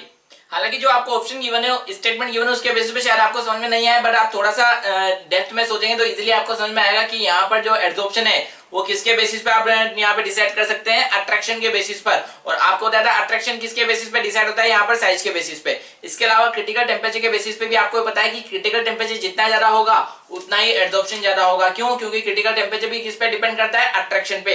तो आपको यहाँ पे देखना है क्लोरीन और H2S दोनों में से किसके बीच में किसका अट्रैक्शन ज्यादा होगा, तो H2S की साइज बड़ी होने की वजह से क्लोरीन के रिस्पेक्ट में उसमें अट्रैक्शन ज्यादा होगा, उसका सरफेस एरिया ज्यादा होने की वजह से उसका एब्जॉर्प्शन ज्यादा होगा। तो बोला है one would except charcoal to absorb chlorine more strongly than hydrogen sulphide, तो हाइड्रोजन सल्फाइड का एब्जॉर्प्शन क्लोरीन के रिस्पेक्ट में क्या होगा, ज्यादा होगा। तो ये स्टेटमेंट क्या हो जाएगा, इनकरेक्ट हो जाएगा, राइट। सिंपली साइज के बेसिस पर हम इसको कंपेयर कर सकते हैं। नेक्स्ट क्वेश्चन नंबर 21 बोला है negatively charge colloidal sol is obtained from AgNO3 and Ki, तो जब आप AgNO3 and Ki सॉल्यूशन को मिला रहे हैं तो आपको नेगेटिवली चार्ज सोल चाहिए। तो आपको यहाँ पे बताना है कि when moles of AgNO3 are more, Ki are more, both AgNO3 and Ki are more, कौन सा वाला स्टेटमेंट करेक्ट होगा। तो नेगेटिव सोल के लिए क्या होना चाहिए, नेगेटिव आयन को एब्जॉर्ब करना पड़ेगा। और कौन सा आयन एब्जॉर्ब होता है, जो एक्सेस में होता है, कॉमन आयन जो एक्सेस में होगा वही एब्जॉर्ब होता है। तो पहले तो हम बात करें इन दोनों की रिएक्शन से, AgNO3 प्लस Ki की रिएक्शन से क्या बनेगा, AgI का सोल बनेगा प्लस KNO3, राइट। अब अगर AgI को नेगेटिवली चार्ज करना है तो AgI के ऊपर कौन सा आयन को एब्जॉर्ब करना होगा, I- को, नेगेटिव आयन का एब्जॉर्प्शन होगा, तो यहाँ पे ये क्या होगा, नेगेटिव सोल बनेगा। नेगेटिव आयन को एब्जॉर्ब करने के लिए जो आयन एब्जॉर्ब करना है वो एक्सेस में होना चाहिए, तो AgI का कॉमन आयन कौन है, I-, तो I- एक्सेस में होना चाहिए, यानी कौन एक्सेस में होना चाहिए, सॉल्यूशन में Ki एक्सेस में होगा, तो ये प्रेसिपिटेट होने के बाद भी सॉल्यूशन में I- बचा हुआ रहेगा। तो कौन सा वाला सही होगा, Ki के मोल्स क्या होने चाहिए, AgNO3 से ज्यादा होंगे तो ही ये नेगेटिव सोल बनेगा। अगर AgNO3 के मोल्स ज्यादा होते हैं तो ये कैसा बन जाएगा, पॉजिटिव सोल बन जाएगा। तो स्टेटमेंट कौन सा सही होगा, ऑप्शन सेकंड ऑप्शन सही होगा, ठीक है। नेक्स्ट क्वेश्चन नंबर 22 बोला है a colloidal solution subjected to an electric field the particle move towards anode the coagulation of same solution is. अब एनोड की तरफ मूव कर रहे हैं पार्टिकल, तो यानी कोई कैसा सोल होगा, नेगेटिव सोल होगा, राइट। स्टेटमेंट थोड़ा सा पढ़िएगा। A colloidal solution subjected to an electric field the particle move towards anode, anode की तरफ मूव कर रहे हैं, यानी एनोड कैसा होता है यहाँ पे पॉजिटिवली चार्ज। हम यहाँ पे बाहर से एक्सटर्नल पोटेंशियल लगा रहे हैं, तो जो यहाँ पे बैटरी का एनोड का जो चार्ज होता है वही यहाँ पे एनोड का चार्ज होगा, तो एनोड कैसा होगा, पॉजिटिवली चार्ज। तो पॉजिटिव इलेक्ट्रोड की तरफ कौन सा आयन मूव करते हैं, नेगेटिव आयन, यानी सोल कैसा है आपका, negative. The coagulation of the same solution is studied using NaCl, BaCl2, AlCl3 solution. The coagulating power, अब नेगेटिव सोल को प्रेसिपिटेट करना है तो पॉजिटिव आयन रिक्वायर्ड होंगे, और जिस पॉजिटिव आयन पे जितना ज्यादा चार्ज होगा उसका कोगुलेटिंग पावर उतना ही ज्यादा होगा। तो किस पे चार्ज ज्यादा है यहाँ पे, Al3 प्लस में, Al पर 3 प्लस है, Ba पे 2 प्लस है, NaCl पे 3 प्लस है, तो सबसे ज्यादा चार्ज Al3 प्लस पे, देन BaCl2, देन NaCl, तो यहाँ पे पावर क्या होगा, AlCl3 का सबसे ज्यादा, then BaCl2, then NaCl, right. तो थर्ड स्टेटमेंट, थर्ड ऑप्शन आपका करेक्ट होगा। बच्चों फर्स्ट क्वेश्चन देखते हैं, जिसमें एक अल्काइन गिवन है और उसमें कुछ रिएक्शन हो रही है, जिसमें आपसे पूछा है मेजर प्रोडक्ट क्या होगा। बच्चों देखिए NaNH2, बच्चों NaNH2 बेस का काम करता है, ठीक है। तो NaNH2 बेस है और सामने बच्चों क्या अल्काइन है। अल्काइन कैसा है, टर्मिनल, और टर्मिनल अल्काइन का जो हाइड्रोजन है बच्चों ये एसिडिक नेचर का होता है, ठीक है। तो बेस क्या करेगा बच्चों, इस एसिडिक H को अब्स्ट्रैक्ट कर लेगा। जब बच्चों H जाएगा तो हमें मिलेगा CH3 CH2C triple bond C-, ठीक है बच्चों। H प्लस जाने के बाद क्या मिला आपको, C-, ठीक है। अब देखिए बच्चों, हमने आपको ये रिएक्शन बताई कि बहुत ही इंपॉर्टेंट रिएक्शन है। अब बच्चों ये एल्किल हैलाइड CH3 CH2Br, ठीक है बच्चों। कार्बन पर नेगेटिव चार्ज, ये बन गया न्यूक्लियोफाइल, और बच्चों इसमें देखिए ब्रोमीन, जो bromide ion as a leaving group होगा, जब इस पर अटैक होगा तो सब्स्टिट्यूशन है बच्चों, अटैक होगा तो यहाँ से Br- बच्चों बाहर जाएगा, ठीक है। तो जो प्रोडक्ट बन रहा है उसको देखिए, CH3 CH2C ट्रिपल बॉन्ड बच्चों, कार्बन और साथ में आ रहा है इथाइल ग्रुप CH2CH3। बच्चों this is the major product of the reaction. बच्चों नेक्स्ट क्वेश्चन देखते हैं, जिसमें पूछा है कि रेट ऑफ हाइड्रोलिसिस। बच्चों SN1 रिएक्शन का रेट पूछा है। बच्चों आपको पता है कि rate of SN1 it is directly proportional to stability of carbocation formed. क्योंकि बच्चों SN1 रिएक्शन में जो इंटरमीडिएट है वो बच्चों कार्बोकैटायन बनता है। जिस केस में कार्बोकैटायन ज्यादा स्टेबल होगा बच्चों उसमें रेट ज्यादा होगा। तो बच्चों देखिए कार्बोकैटायन बनाने के लिए क्या करना है, देखिए जहां पर क्लोरीन लगा हुआ है बच्चों आप उसको हटा दीजिए और कार्बोकैटायन का फॉर्मेशन करिए। बच्चों ये क्या है, विनाइल कैटायन है। क्या है बच्चों, ये विनाइल कैटायन है। और विनाइल कैटायन में सबसे कम स्टेबल होता है, तो बच्चों सेकेंड तो सबसे पीछे होगा, ठीक है। अब बच्चों इसमें देखिए यहाँ पर भी आप क्लोरीन हटा के कैटायन बना दीजिए, ये बच्चों क्या बना, ये एलाइल कैटायन बन गया। अब बच्चों इसमें देखिए यहाँ से क्या मिलेगा आपको बच्चों, बेंजाइल कैटायन, और ये कैटायन है बच्चों आपको CH3 CH2 CH2। तो आपको जो कैटायन मिल रहा है बच्चों ये है, ये प्राइमरी कैटायन है, ठीक है। तो अगर बच्चों हम इनमें देखें तो स्टेबिलिटी का अगर हम ऑर्डर देखें बच्चों, तो विनाइल कैटायन सबसे कम स्टेबल होता है, तो 2 तो पीछे रहेगा। अब बच्चों 1 और 3 और 4, 1 3 4 बच्चों आगे रहेंगे। अब बात करते हैं जिसमें बच्चों सेकंड पीछे है, तो सेकंड पीछे है बच्चों सिर्फ एक ही ऑप्शन में, यहाँ से मिलता है आंसर। अब बात करें बच्चों सबसे आगे कौन होगा, तो बच्चों आपको पता है कि बेंजाइल कैटायन और एलाइल कैटायन, तो ये तो बच्चों प्राइमरी है, इसमें तो सिर्फ हाइपर कॉन्जुगेशन मिलेगा, और इन दोनों में क्या मिलेगा बच्चों आपको, रेजोनेंस। तो रेजोनेंस स्टेबलाइज्ड जो कैटायंस होते हैं बच्चों वो आगे होते हैं, तो फर्स्ट और थर्ड आगे होगा और फिर फोर्थ सेकंड सबसे पीछे है। अब बच्चों अगर इन दोनों में देखें रेजोनेंस, तो आपको पता है बच्चों जो बेंजाइल कैटायन है इसमें रेजोनेंस ज्यादा होने की वजह से ये आगे होगा, तो third first fourth and second, तो बच्चों ये ऑर्डर निकल करके आता है, ठीक है। तो आंसर मिला बच्चों आपको 3। नेक्स्ट क्वेश्चन देखते हैं बच्चों, इंपॉर्टेंट सवाल है, which of the following compounds will give racemic mixture. बच्चों देखिए, आपको पता है कि रेसमिक मिक्सचर का जो फॉर्मेशन है बच्चों, रेसमाइजेशन का जो कॉन्सेप्ट है, ये बच्चों SN1 रिएक्शन में आता है, ठीक है। तो रेसमिक मिक्सचर का फॉर्मेशन SN1 में होता है, और चूंकि बच्चों SN1 में कार्बोकैटायन इंटरमीडिएट बनता है, और कार्बोकैटायन इंटरमीडिएट पर जो न्यूक्लियोफाइल का बच्चों अटैक है, वो टॉप से और बॉटम से या फ्रंट या बैक अटैक दोनों ही पॉसिबिलिटी होती हैं। दोनों ही पॉसिबिलिटी होने की वजह से SN1 जो रिएक्शन है बच्चों, उसमें प्रोडक्ट रेसमिक मिक्सचर प्रोड्यूस होता है। रेसमाइजेशन होने के लिए बच्चों कायरल कार्बन का होना जरूरी है।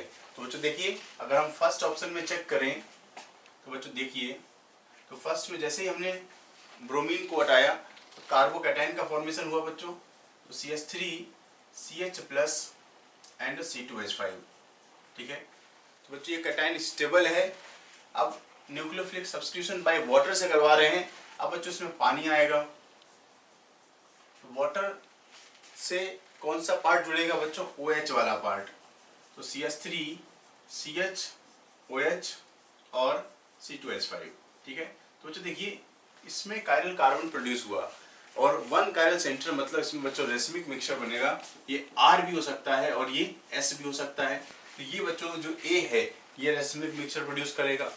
अब B में चेक करते हैं, तो पहला केस बच्चों यही है, कैटायन बनाना है, और चूंकि SN1 में कार्बोकैटायन रीअरेंजमेंट होता है, अगर कैटायन बनता है तो रीअरेंज कर सकता है। तो बच्चों यहाँ पर हमने बनाया CH3C+, CH3 एंड C2H5, और अब पानी से बच्चों वाटर से OH ग्रुप आएगा। देख रहे हैं कि यहाँ पर कार्बन से अटैच 2 मिथाइल ग्रुप सेम है, तो यहाँ पर कायरल कार्बन नहीं बनने वाला है, ठीक है। तो जब तक कायरलिटी नहीं आएगी तब तक रेसमिक मिक्सचर नहीं बनेगा बच्चों, ठीक है। ये सिर्फ एक ही प्रोडक्ट है, ये रेसमिक मिक्सचर नहीं है, क्योंकि यहाँ पर कार्बन कायरल नहीं हुआ, तो ये तो नहीं रहा बच्चों। अब हम C को भी चेक कर लेते हैं। तो C में बच्चों ब्रोमीन को हटाते हैं। तो जैसे हमने ब्रोमीन को हटाया,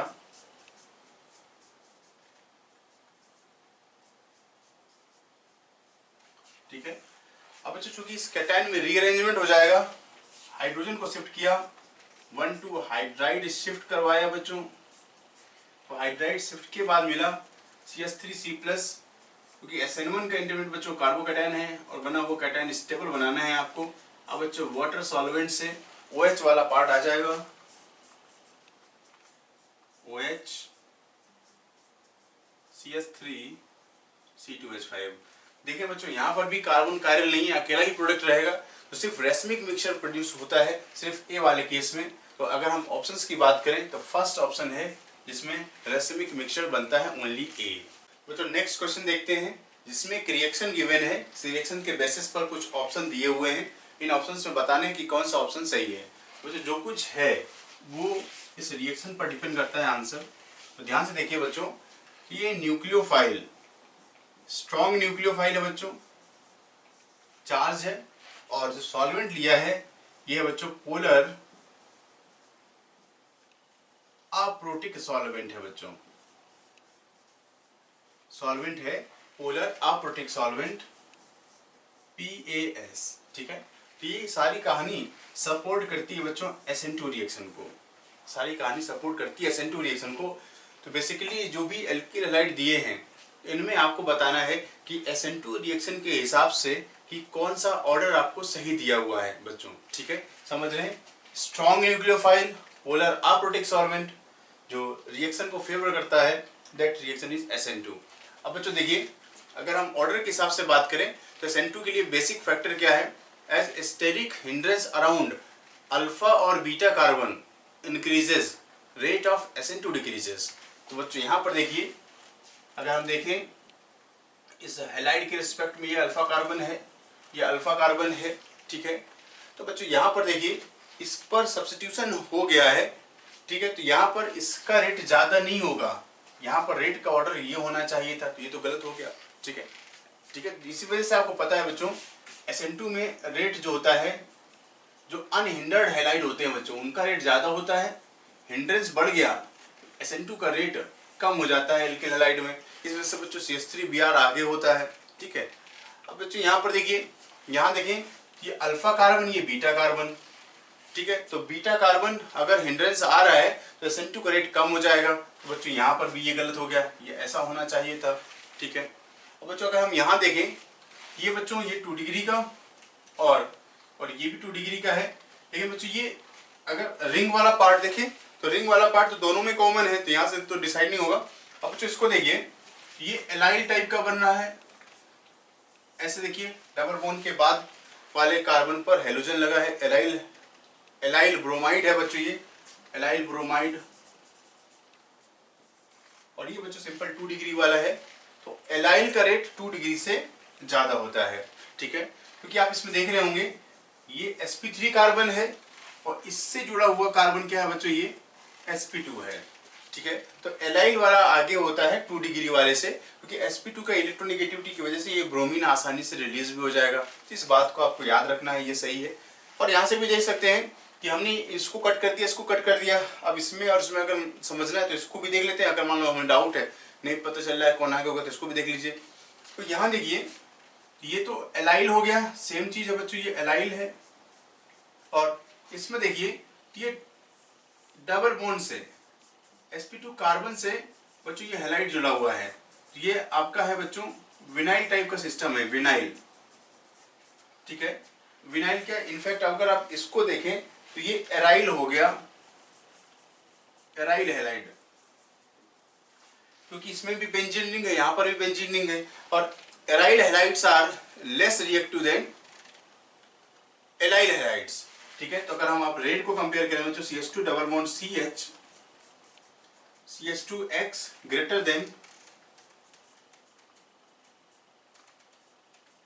ठीक है, इसमें देखेंगे बच्चों यहाँ पर आपको पता है कि रेजोनेंस होता है, तो रेजोनेंस की वजह से यहाँ पर डबल बॉन्ड करेक्टर होता है, तो एराइल हैलाइड का रिएक्टिविटी कम होता है, तो ये इसमें ज्यादा दिया हुआ, ये भी गलत हुआ, सही बचा सिर्फ एक ही ऑप्शन 3। तो जो नेक्स्ट क्वेश्चन देखते हैं, जिसमें पूछा है which are the following will give fastest elimination reaction with alcoholic KOH। बच्चों अल्कोहलिक KOH स्ट्रॉन्ग बेस है, स्ट्रॉन्ग बेस, और बच्चों स्ट्रॉन्ग बेस की प्रेजेंस में एलिमिनेशन, जो रिएक्शन एलिमिनेशन है बच्चों वो E2 होती है। तो E2 एलिमिनेशन, और बच्चों इनका जो प्रोडक्ट है, product of SN2, product of E2 reaction है बच्चों सेटजेफ। तो सेटजेफ एल्कीन का फॉर्मेशन होता है बच्चों। ठीक है, तो सेटजेफ एल्कीन क्या है बच्चों, मोर सब्स्टिट्यूटेड एल्कीन या alkene having more number of alpha H is the major product of the reaction.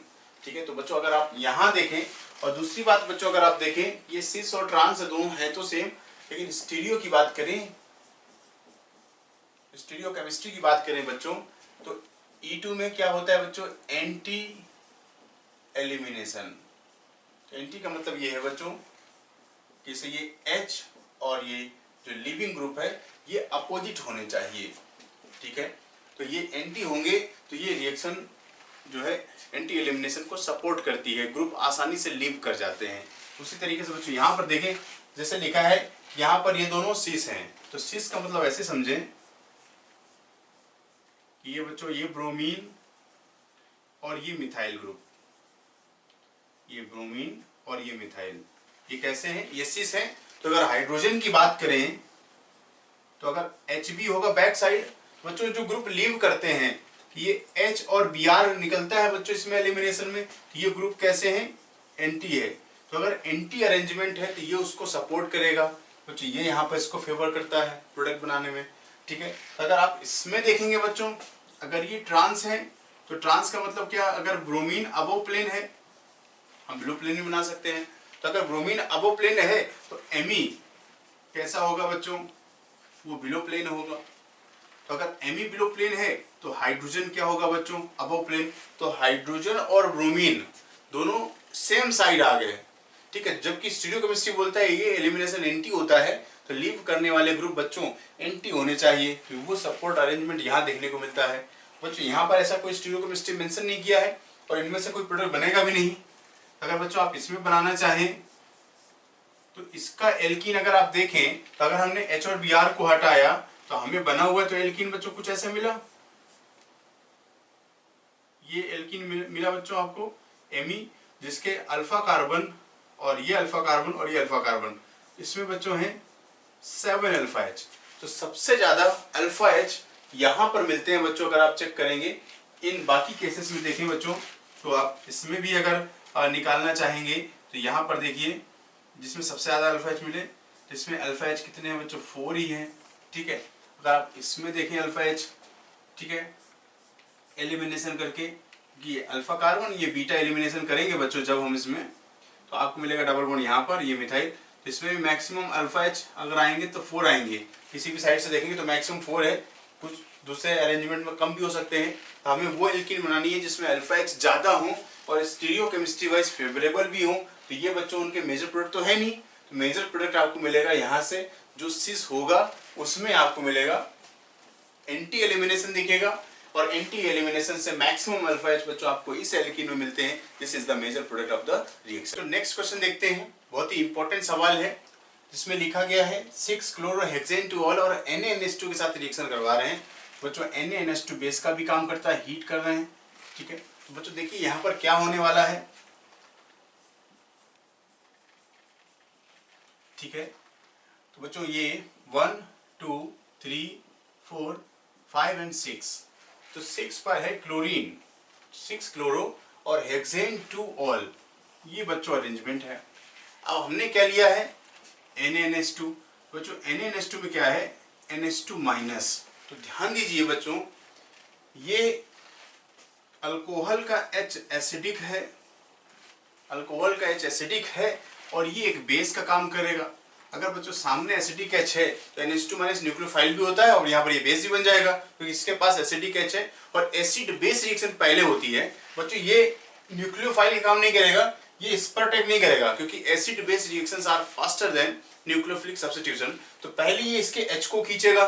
ठीक है, जब H को खींचेगा यहाँ से गया बच्चों अमोनिया और हमें मिला, देखिए बच्चों क्या मिला, chlorine, carbon carbon carbon, 1 2 3 4 5 6 carbon लिखने बच्चों आपको, 1 2 3 4 और ये 5 और ये 6।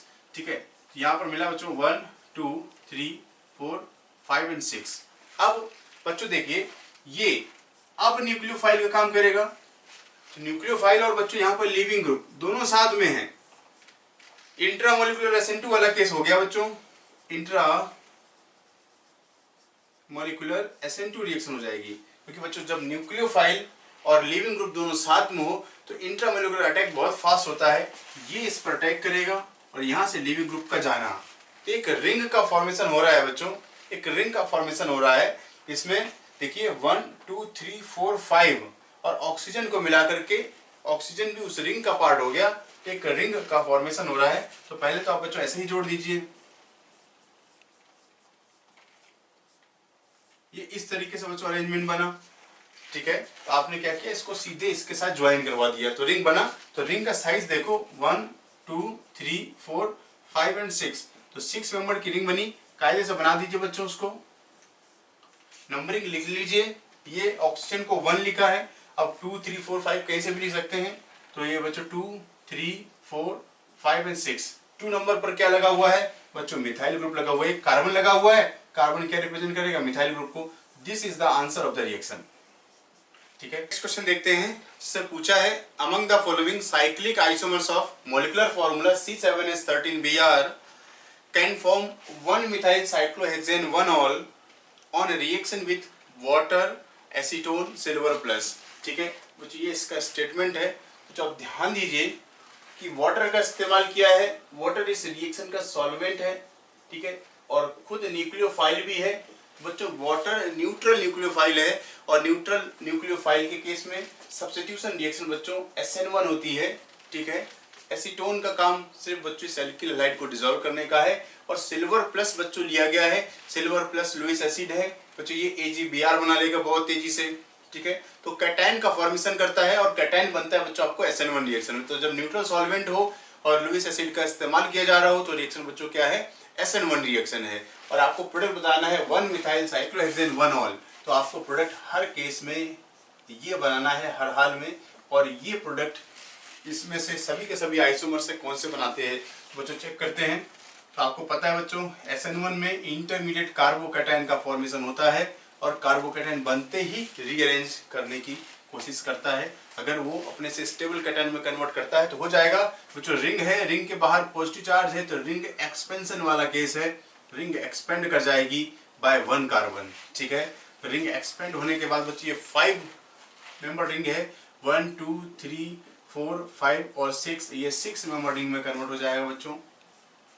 ठीक है, तो देखिए चार्ज की बात करें बच्चों तो चार्ज आपको कुछ ऐसा मिलेगा।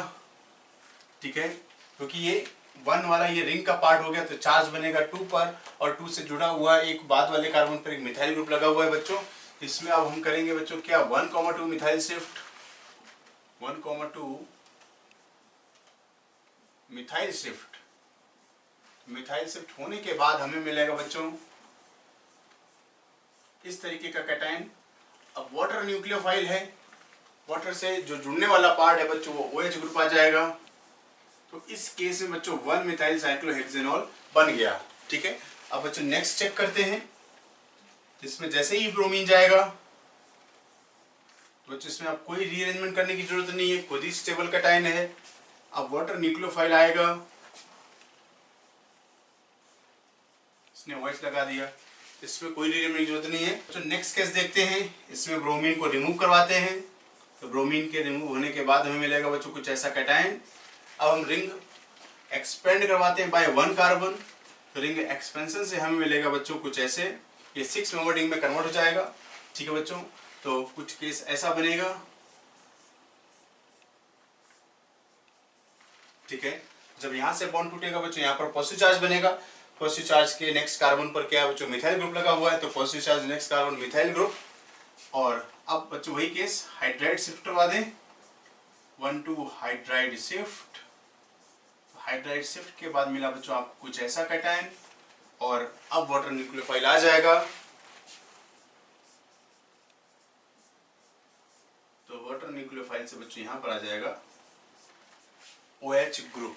ठीक है, तो ध्यान देने वाली बात यह है कि सभी के सभी फर्स्ट सेकंड और थर्ड सभी रिएक्शंस में 1 मिथाइल साइक्लोहेक्सेनॉल बनता है।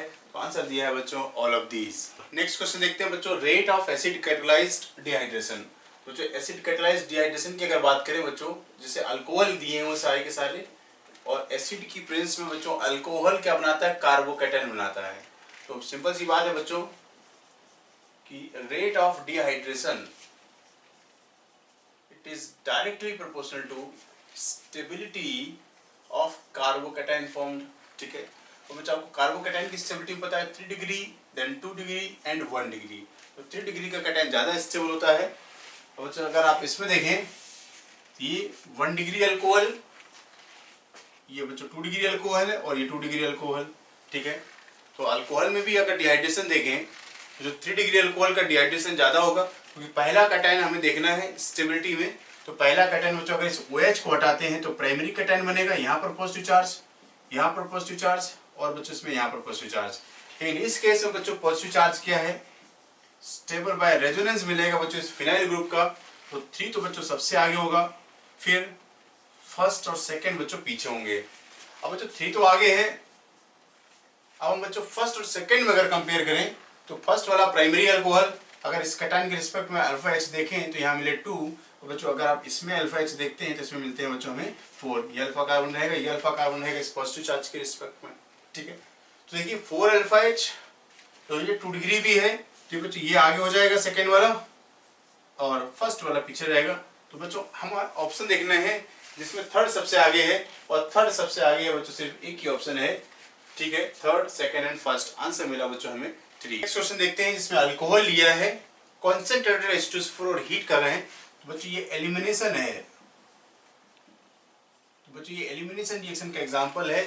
मेजर जो प्रोडक्ट बनेगा वो बच्चों क्या है, एल्कीन है। प्रोडक्ट जो बनने वाला है वो क्या बनेगा, आपको एल्कीन बनेगा, क्योंकि डिहाइड्रेशन है, हम हीट कर रहे हैं तो अल्कोहल से एल्कीन का फॉर्मेशन होगा। तो बच्चों चेक करते हैं। तो पहला काम आपको बच्चों पता है कि जो कॉन्सेंट्रेटेड H2SO4 है इस पे क्या मिलेंगे बच्चों, H+ आयंस होंगे। ठीक है, तो पहला स्टेप प्रोटोनेशन का हो जाएगा। ये हो गया बच्चों प्रोटोनेशन ऑफ अल्कोहल। जैसे ही ऑक्सीजन पर पॉजिटिव चार्ज आया, ये यहां से लीव करना चाहेगा, ठीक है बच्चों। 5 मेंबर रिंग बाहर पॉजिटिव चार्ज है, रिंग एक्सपेंशन हो जाएगा, रिंग एक्सपेंशन। तो रिंग एक्सपेंड होगी बच्चों, देखिए किस तरीके से, कुछ इस तरीके से। चार्ज यहां पर आ गया। अब देखिए आपने इसको लिखा, ये मिला बच्चों हमें कुछ ऐसे, ठीक है, सेम चीज बच्चों। अब देखिए इस पे हम क्या कर सकते हैं, इससे और स्टेबल कैटायन बना सकते हैं, 1,2 हाइड्राइड शिफ्ट। अब बच्चों ये सबसे स्टेबल कैटायन बना। अब बच्चों हम जब हीट करते हैं, तो चूंकि ये एसिड है, ये H+ आयन खींचेगा, H+ आयन यहां से जाएगा बच्चों।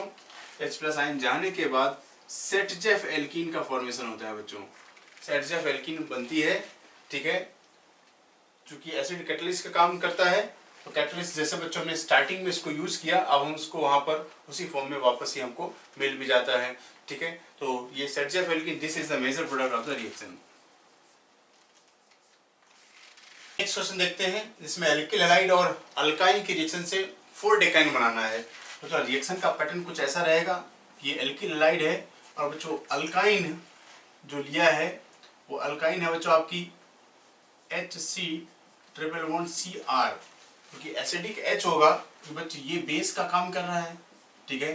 तो बच्चों देखें कि सभी केसेस में एसिडिक H दिए हुए हैं, sp कार्बन से हाइड्रोजन जुड़ा हुआ है। तो बच्चों ये जो NaNH2 है, NaNH2 का बच्चों काम आपको पता है, ये NH2- इसके H को खींचेगा, कार्बन पर नेगेटिव चार्ज बनेगा, CR, और बच्चों ये इस पर अटैक करेगा, हैलाइड को बाहर करेगा, तो मिलेगा बच्चों RC≡CR।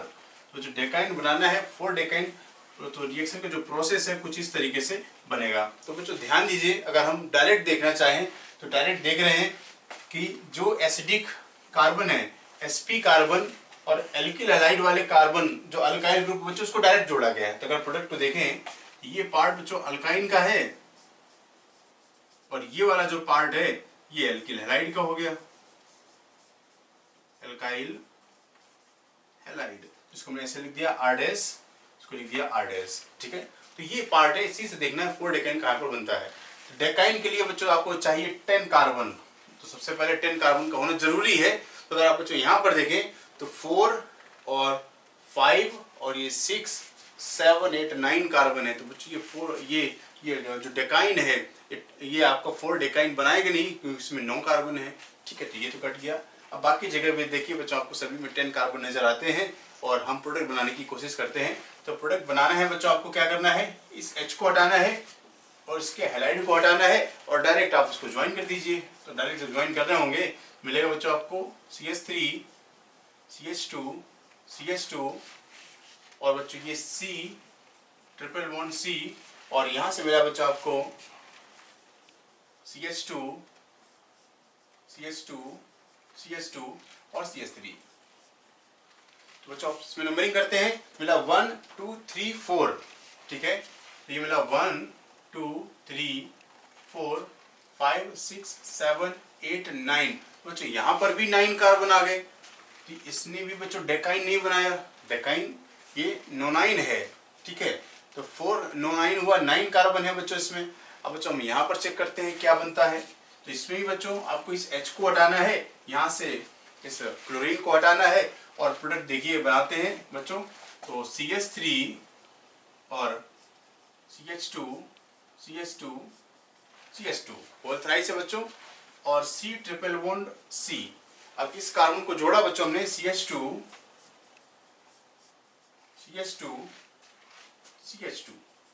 और CH3 आ गया। बच्चों नंबरिंग करते हैं इसमें, तो नंबरिंग देखें 1 2 3 4 5 साइड से, 1 2 3 4 5। तो बच्चों ये 1 2 3 4 और 5, तो बच्चों इसमें 5 नंबर पर आ रहा है, और 6 7 8 9 10। तो ये बच्चों 5 डेकाइन है, हमें बनाना है 4 डेकाइन, तो इससे भी नहीं मिला। अब बच्चों लास्ट ऑप्शन बचता है, एक ही है, जब 3 नहीं हुए तो चौथा ही बचेगा आंसर बच्चों। इसमें देख लीजिए CH3 CH2 CH2 whole 4 C triple bond C। अब इसको देख लीजिए, CH2 CH3 नंबरिंग करते हैं बच्चों 1 2 3 4 5 6 7 8 9 और 10। तो बच्चों इसने बना दिया है ट्रिपल बॉन्ड 4 नंबर पर है, ये है बच्चों 4 डेकाइन। तो बच्चों नेक्स्ट क्वेश्चन देखते हैं, इसमें टर्सरी ब्यूटाक्साइड बेस लिया गया है बच्चों और हीट कर रहे हैं। तो जो टर्सरी ब्यूटाक्साइड के बारे में आप जानते हैं कि ये O- CH3 और CH3 बल्कि बेस है, और जब बेस बल्कि होता है तो प्रोडक्ट जो एल्कीन बनेगा बच्चों, चूंकि हीट कर रहे हैं, एल्किल हैलाइड है, एलिमिनेशन होगा, और जो मेजर प्रोडक्ट है वो हॉफमैन एल्कीन होगा बच्चों। हॉफमैन एल्कीन का फॉर्मेशन होगा जिसमें लेस सब्स्टिट्यूटेड जो एल्कीन होता है that is the major product. बच्चों ये अल्फा और बीटा जिसमें लेस स्टेरिकली हिंडर्ड, मतलब ऐसे कार्बन जिसपे हाइड्रोजनों की संख्या ज्यादा है उसका H रिमूव हो जाएगा, मतलब उस अल्फा और बीटा के बीच में डबल बॉन्ड बनेगा जिसमें बीटा कार्बन पर हाइड्रोजनों की संख्या ज्यादा हो। ठीक है, तो प्रोडक्ट है बच्चों आपका CH3 और बच्चों CH डबल बॉन्ड CH2। ये है बच्चों आपका हॉफमैन एल्कीन। तो ये इस रिएक्शन का मेजर प्रोडक्ट है, क्योंकि जब बेस बल्कि होता है तो सेटजेफ एल्कीन ना बन के हॉफमैन एल्कीन का फॉर्मेशन होता है। बच्चों नेक्स्ट क्वेश्चन देखते हैं, for the conversion of cyclohexanol into cyclohexene. तो बच्चों हम देख रहे हैं कि एक अल्कोहल है और इस अल्कोहल से एल्कीन का फॉर्मेशन करना है।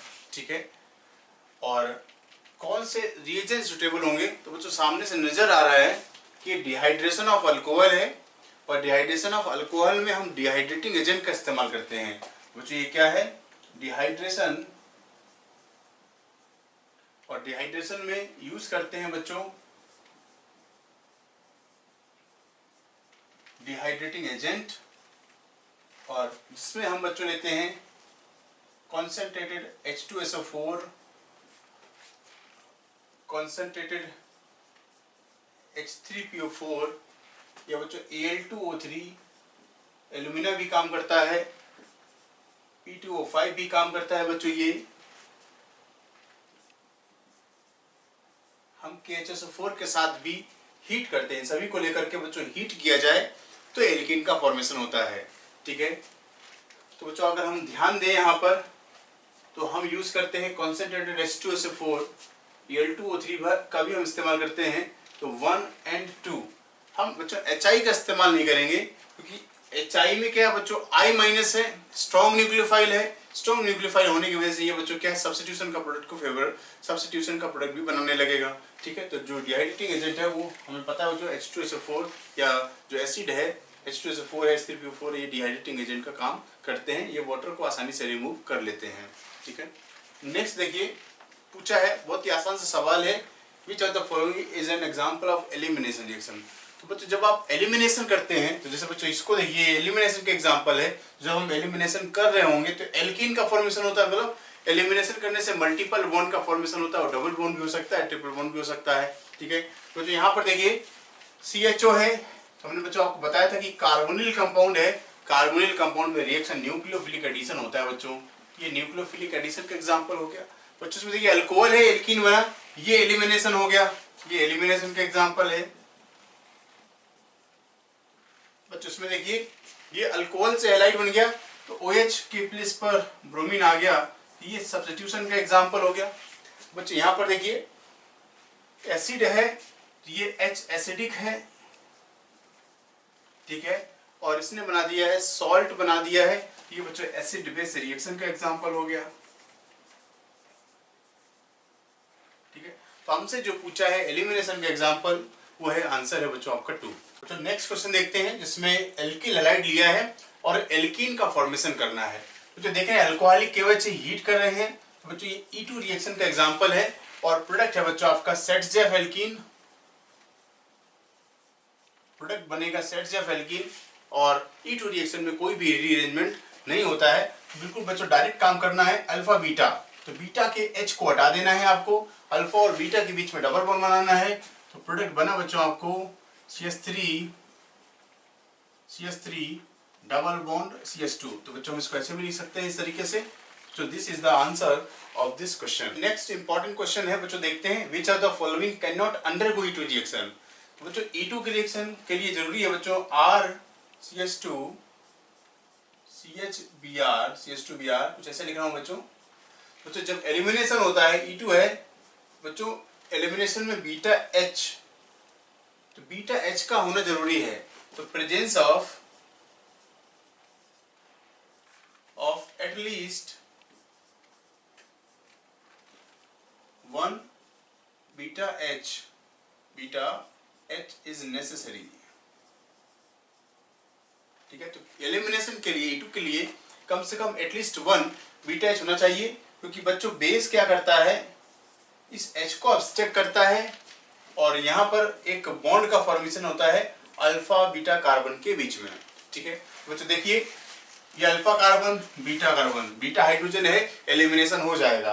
बच्चों इसको देखिए अल्फा और बीटा, बच्चों इस साइड बीटा H है लेकिन इस साइड बीटा H नहीं है, लेकिन एलिमिनेशन कहीं ना कहीं लेफ्ट या राइट कहीं पर भी हाइड्रोजन हो तो हो जाएगा। बच्चों इसको देखिए ये अल्फा कार्बन और ये बीटा, और बच्चों ये बीटा कार्बन पर हाइड्रोजन नहीं है एक भी, तो इसमें क्या है बच्चों, no beta H, no elimination, no E2 elimination, क्योंकि हाइड्रोजन होगा नहीं तो डबल बॉन्ड आ नहीं पाएगा। बच्चों आपसे पूछ रहा है can not undergo E2 reaction, answer मिला 3। बच्चों यहाँ पर भी देखिए ये अल्फा कार्बन, यहाँ पर बीटा हाइड्रोजन है, रिमूव हो जाएगा, इसमें एलिमिनेशन हो जाएगा, हाँ इसमें एलिमिनेशन हो जाएगा। आपसे पूछा कि जहाँ एलिमिनेशन नहीं होता है उसमें आंसर मिला आपको बच्चों 3। हेलो बच्चों, welcome back to Darshana classroom channel. हम लोग क्या कर रहे थे, हम लोग DT11 का पेपर सॉल्व कर रहे थे और DT11 के पेपर में अभी तक आपने ऑर्गेनिक और फिजिकल के पेपर तो देख लिया है। अब बात करते हैं इनऑर्गेनिक के पेपर की। इनऑर्गेनिक का पेपर कंपैरेटिवली आसान था, टोटल अराउंड 8 क्वेश्चंस थे और 8 क्वेश्चंस में बहुत ही आसान क्वेश्चन कुछ पूछे गए थे। बट ये जो क्वेश्चंस पूछे गए ना बेटा, ये बहुत ही रिलेट करते हैं नीट के पेपर से बहुत ज़्यादा रिलेट करते हैं। तो ये क्वेश्चंस आसान है लेकिन नीट के पेपर से रिलेट करते हैं, तो बहुत ही इंपॉर्टेंस क्रिएट करते हैं और इस वजह से हमें ये पेपर्स थोड़े ध्यान से करने चाहिए और इनमें जो गलतियां हो रही हैं उनसे सीखना चाहिए। ठीक है, तो चलिए बिना किसी देरी के शुरुआत करते हैं इस पेपर को सॉल्व करने की और देखते हैं कि इसके आंसर्स क्या क्या होंगे। ठीक है, तो आज का पेपर क्या है हमारे पास, DT11 क्या पेपर है हमारे पास, DT11 है ना। DT11 हमने सॉल्व कर लिया। ठीक है, चलिए DT11 का पहला क्वेश्चन, ठीक है, क्वेश्चन नंबर 1 जो मेरे पास इस पेपर में है। क्वेश्चन नंबर 1 में पूछा गया है which of the following compound does not give N2। क्या पूछा गया है, does not give N2 on heating. ठीक है, N2 on does not give N2 on heating, simple से ये चीज पूछी गई है। अब अगर आप ध्यान सोचे तो नाइट्रोजन कहाँ प्रोड्यूस होती है, ये सिंपल ये चीज पूछना चाह रहा है, कैसे प्रोड्यूस होती है, तो आपको कंपाउंड्स पता होने चाहिए। ठीक है, अच्छा डज नॉट नहीं है, डज गिव है। ठीक है, डज गिव है। ठीक है, तो कहाँ प्रोड्यूस होती है आपको वो देखना है। ठीक है, ऑप्शन देखिए, पहला ऑप्शन, फर्स्ट ऑप्शन आपके पास है NH4 NO2, first option. Second option आपके पास था NH4 NO3, थर्ड ऑप्शन आपके पास था NaN3 एंड फोर्थ ऑप्शन आपके पास था 1 and 3। ये ऑप्शन आपके पास थे। ठीक है, अच्छा यहां से आपको निकालना है कि किसका होगा। तो सिंपल देखिए, हीट करेंगे तो क्या होगा वो चीज आपको देखनी है। ठीक है, सिंपल आप देखिए, जब हम इसको हीट करते हैं तो हमने इसमें सीखा है कि सबसे पहले मैक्सिमम अमाउंट ऑफ क्या निकालना है, वाटर, क्योंकि this is an oxidising part. जब भी NH4 अमोनिया NH4 के साथ कोई ऑक्सीडाइजिंग पार्ट साथ में लगा होता है, सबसे पहले हम क्या निकालते हैं, वाटर निकालते हैं। तो यहाँ पर क्या निकालो, water, maximum amount of water निकालो तो 2H2 वाटर निकल गया, जो बाकी बचा वो एज अ गैस आ गया, तो N2 एज अ गैस आ गया। तो बिल्कुल सही बात है, इससे तो N2 गैस हीटिंग पे जरूर निकलेगी। जब हम इसको हीट करेंगे, इसको डिकम्पोज करेंगे, तो यहाँ से क्या होगा, maximum amount of water again, तो 2H2 maximum amount of water, लेकिन यहाँ पर क्या बच गया, N2O। तो यहाँ से तो N2O निकल रहा है, N2O निकल रहा है तो यहाँ N2 तो निकलेगा नहीं, तो ये ऑप्शन गलत हो जाता है, बात आ जाएगा। और ये तो सबसे सिंपल है, यहाँ से तो सोडियम प्लस N2 निकल जाएगा, और ये तो रेगुलर रिएक्शन है जो हम लोग करते हैं। ठीक है, तो which are the two option जहाँ से N2 गैस निकल रही है, फर्स्ट एंड थर्ड, तो आंसर क्या होगा, फोर्थ आंसर होगा। आपका आंसर क्या होगा, फोर्थ। फोर्थ ऑप्शन से आपका क्या निकल रहा है, N2 गैस रिलीज हो रहा है। ठीक है, चलिए सेकंड क्वेश्चन करें, है ना, सेकंड क्वेश्चन करें, question number 2।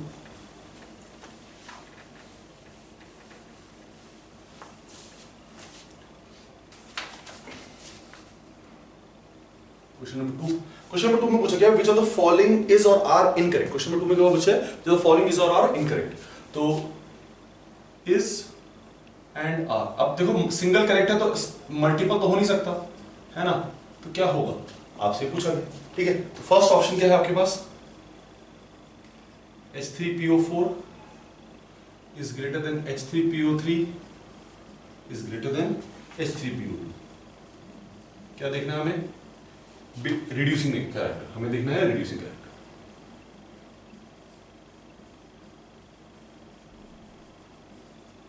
Second, N2O, NO, N2O3, N2O5, oxidation state और nitrogen atom, oxidation state on nitrogen atom, ठीक है। थर्ड, NH3PH3 ASH3 SPH3, किसके रिलेटेड, बेसिसिटी। फोर्थ पूछा गया आपसे ASH3 SBH3 PH3 NH3, क्या पूछा गया, रिड्यूसिंग। तो ये आपसे क्वेश्चन पूछा गया है कि आपको इसका बताना है क्या आंसर होगा, है ना, क्या आंसर होगा ये पूछा गया, ठीक है। कौन सा इनकरेक्ट है, क्या पूछा गया, कौन सा इनकरेक्ट है, ठीक है। अच्छा पहले वाले को देखो, पहले वाले में अगर देखोगे तो आपके पास क्या H3PO4 H3PO3 H3PO2, आपके पास ये है।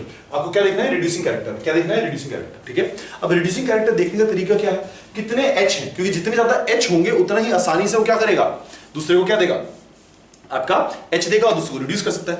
या फिर दूसरा देखा कि जिसकी लोअर ऑक्सीडेशन स्टेट है, तो सेंट्रल एटम की लोअर ऑक्सीडेशन स्टेट किसमें होगी, इसमें +6 है, सॉरी इसमें +5 है, इसमें +3 है, इसमें +1 है, तो लोअर ऑक्सीडेशन स्टेट ये है। तो ये तो कभी भी रिड्यूसिंग नेचर सबसे ज्यादा हो नहीं सकता, क्यों, क्योंकि जो अपनी हाईएस्ट ऑक्सीडेशन स्टेट में होगा वो खुद को क्या करेगा, रिड्यूस, दूसरे को क्या करेगा, ऑक्सीडाइज, वो किसी और को रिड्यूस नहीं कर सकता। तो ऑटोमेटिकली पहला वाला गलत हो जाता है, हमें इनकरेक्ट ढूंढना था, तो हमारा आंसर क्या है, ये है ना। बाकी सबको देख लेते हैं, ऑक्सीडेशन स्टेट देखो +5, इसकी ऑक्सीडेशन स्टेट +3, इस तरह से आप उसकी ऑक्सीडेशन स्टेट निकाल सकते हो।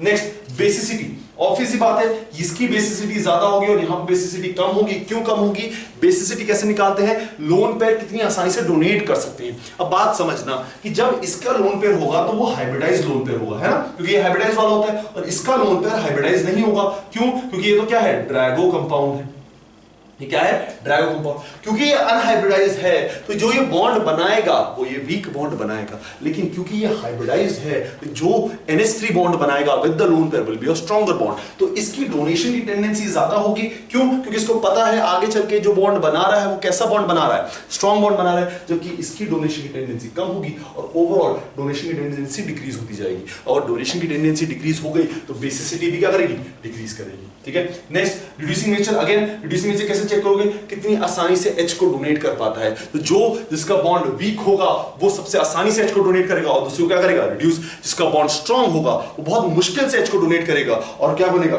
Less reducing. तो सबसे वीकेस्ट बॉन्ड किसका है, इसका। सबसे स्ट्रॉन्गेस्ट बॉन्ड किसका है, इसका। तो ऑटोमेटिकली ASH3 का जो बेसिक नेचर रिड्यूसिंग नेचर होगा वो ज्यादा होगा, तो NH3 का रिड्यूसिंग नेचर कम होगा। Very good question. क्यों, क्योंकि इसमें 3-4 डिफरेंट कॉन्सेप्ट्स आपसे पूछे गए हैं और इसको थोड़ा सा ध्यान से करना। चलिए नेक्स्ट देखिए,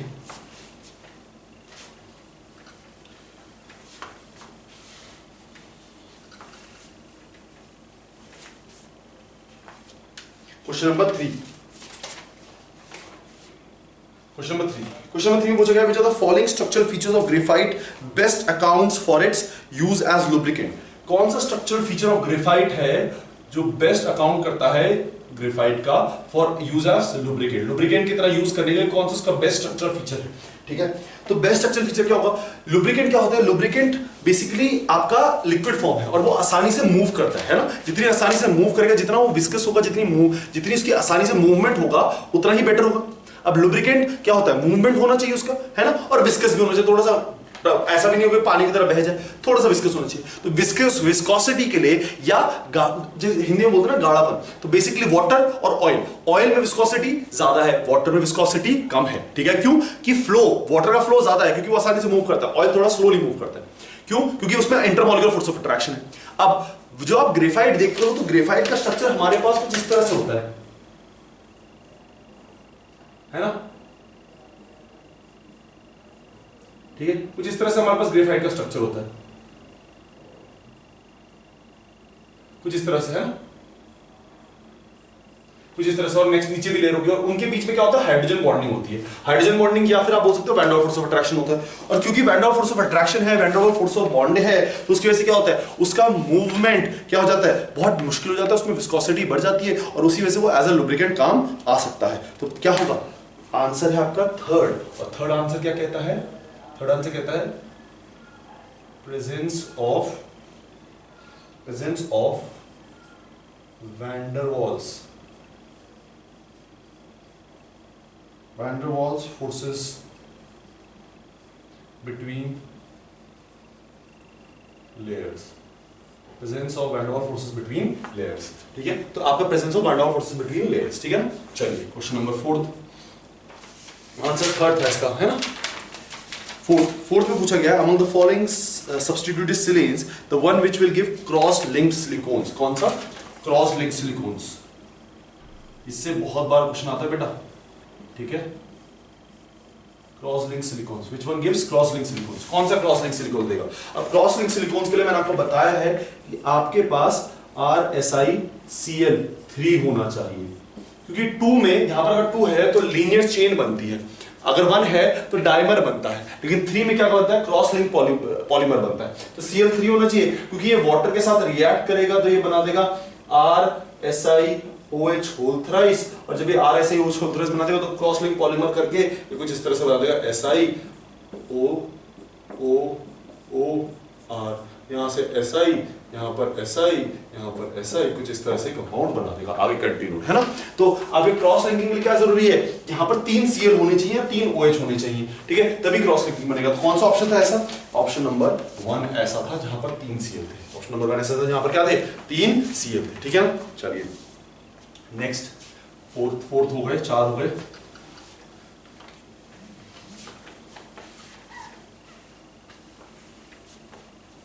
नेक्स्ट आपके पास क्वेश्चन नंबर 5। क्वेश्चन नंबर 5 में आपसे पूछा गया है कि डायबोरेन के लिए कौन सा एट्रीब्यूट गलत है, नॉट करेक्ट पूछा गया फॉर डायबोरेन। डायबोरेन का structure hydrogen boron, hydrogen, this is the structure, है ना। आपसे पूछा गया कौन सा एट्रीब्यूट गलत है।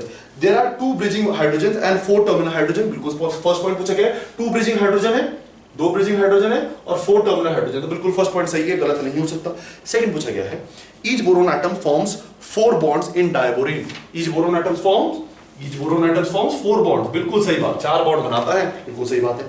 The hydrogen atoms are not in the same plane in diborane। तो हाइड्रोजन क्या है, सारे एक प्लेन में नहीं है, कुछ आउट ऑफ द प्लेन होते हैं, क्योंकि टेट्राहेड्रल, देखो इसकी ज्योमेट्री क्या है sp3, इसकी क्या है हाइब्रिडाइजेशन sp3। अगर sp3 है तो सारे हाइड्रोजन एक प्लेन में कभी हो ही नहीं सकते, है ना। sp2 के केस में होते हैं, बाकी सारे केस में होते हैं, sp3 के केस में तभी होते हैं जब या तो लोन पेयर हो, या तो क्या हो, या तो 2 लोन पेयर हो, जैसे वाटर वाला केस, तो 2 लोन पेयर तब पॉसिबल है, लेकिन यहाँ पर तो 4 बॉन्ड पेयर है। CH4 में सारे के सारे H एक प्लेन में नहीं होते, तो इस वजह से यहाँ सारे के सारे एक प्लेन में नहीं होंगे, तो थर्ड वाला भी नहीं है। फोर्थ वाला पूछा गया है, all H hydrogen BH hydrogen bonds in diborane are similar. Fourth क्या पॉइंट है, all BH bonds are similar. अब बता दो खुद से, क्या सिमिलर होंगे BH बॉन्ड्स, सब क्या सिमिलर होंगे BH बॉन्ड्स। ये वाला अलग है, ये वाला अलग है, ये दोनों, ये 4 एक जैसे होंगे और ये 4 एक जैसे होंगे, तो ऑल ऑटोमेटिकली क्या हो सकता है, अलग, ये गलत हो जाएगा। हमें क्या ढूंढना था, इनकरेक्ट, नॉट करेक्ट, हमारा ये आंसर होगा। आंसर क्या होगा, ऑप्शन नंबर 4। ऑप्शन नंबर 4 क्या होगा हमारा आंसर, ठीक है। चलिए नेक्स्ट, क्वेश्चन नंबर 5 हो गया, क्वेश्चन नंबर 6 करें। क्वेश्चन नंबर 6, क्वेश्चन नंबर 6 में क्या पूछा गया है, आपसे बोला गया है which of the following is not true about potash alum. Potash alum के लिए क्या ट्रू नहीं है, तो पहले तो पोटैश एलम पता होना चाहिए। पोटैश एलम होता है K2SO4.Al2SO4 whole thrice .24H2, this is potash alum. ठीक है, अब आपसे पूछा गया है कि कौन सा ट्रू नहीं है। ठीक है, पूछा गया कि the empirical formula is KL, empirical formula क्या है KL, इसका एम्पिरिकल फॉर्मूला निकाल दो तो क्या हो जाएगा K। ठीक है, KAlSO4 होल ट्वाइस। देखो SO4 तीन थे, मैंने 2 से डिवाइड किया पूरे उसको, तो पूरे उसको 2 से डिवाइड करूंगा तो एल्यूमिनियम 1 बचेगा, K 1 बचेगा, SO4 2 बचेंगे, डॉट 12H2 बचेंगे, है ना। ठीक है, तो आपके पास ये, अब आपसे पूछा गया तो हाँ बिल्कुल एम्पिरिकल फॉर्मूला सही है, नॉट करेक्ट पूछा गया, नॉट ट्रू पूछा गया। सेकंड पूछा गया है कि it's aqueous solution is basic, it's aqueous solution is basic, तो एक्वस सॉल्यूशन को पानी में डालोगे तो क्या होगा, आपके पास बनेगा KOH, आपके पास बनेगा AlOH होल थ्राइस, आपके पास बनेगा H2SO4।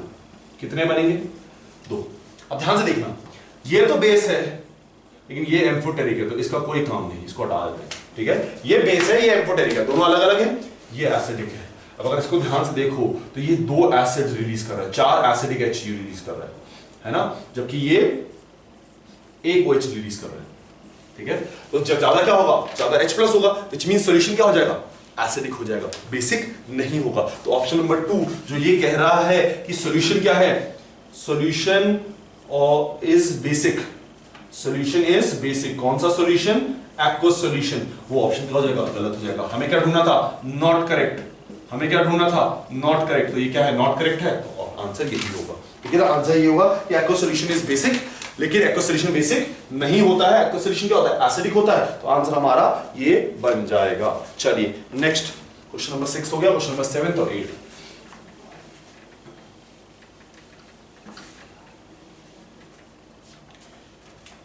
Question number 7, question number 7 में आपसे क्या पूछा गया, क्वेश्चन नंबर 7 में पूछा गया which of the following is known as inorganic benzene. तो आप लोगों को पता है कि इनऑर्गेनिक बेंजीन क्या होती है, बोराजीन। क्या होती है, बोराजीन। स्ट्रक्चर कैसा होता है बेटा, ऐसा।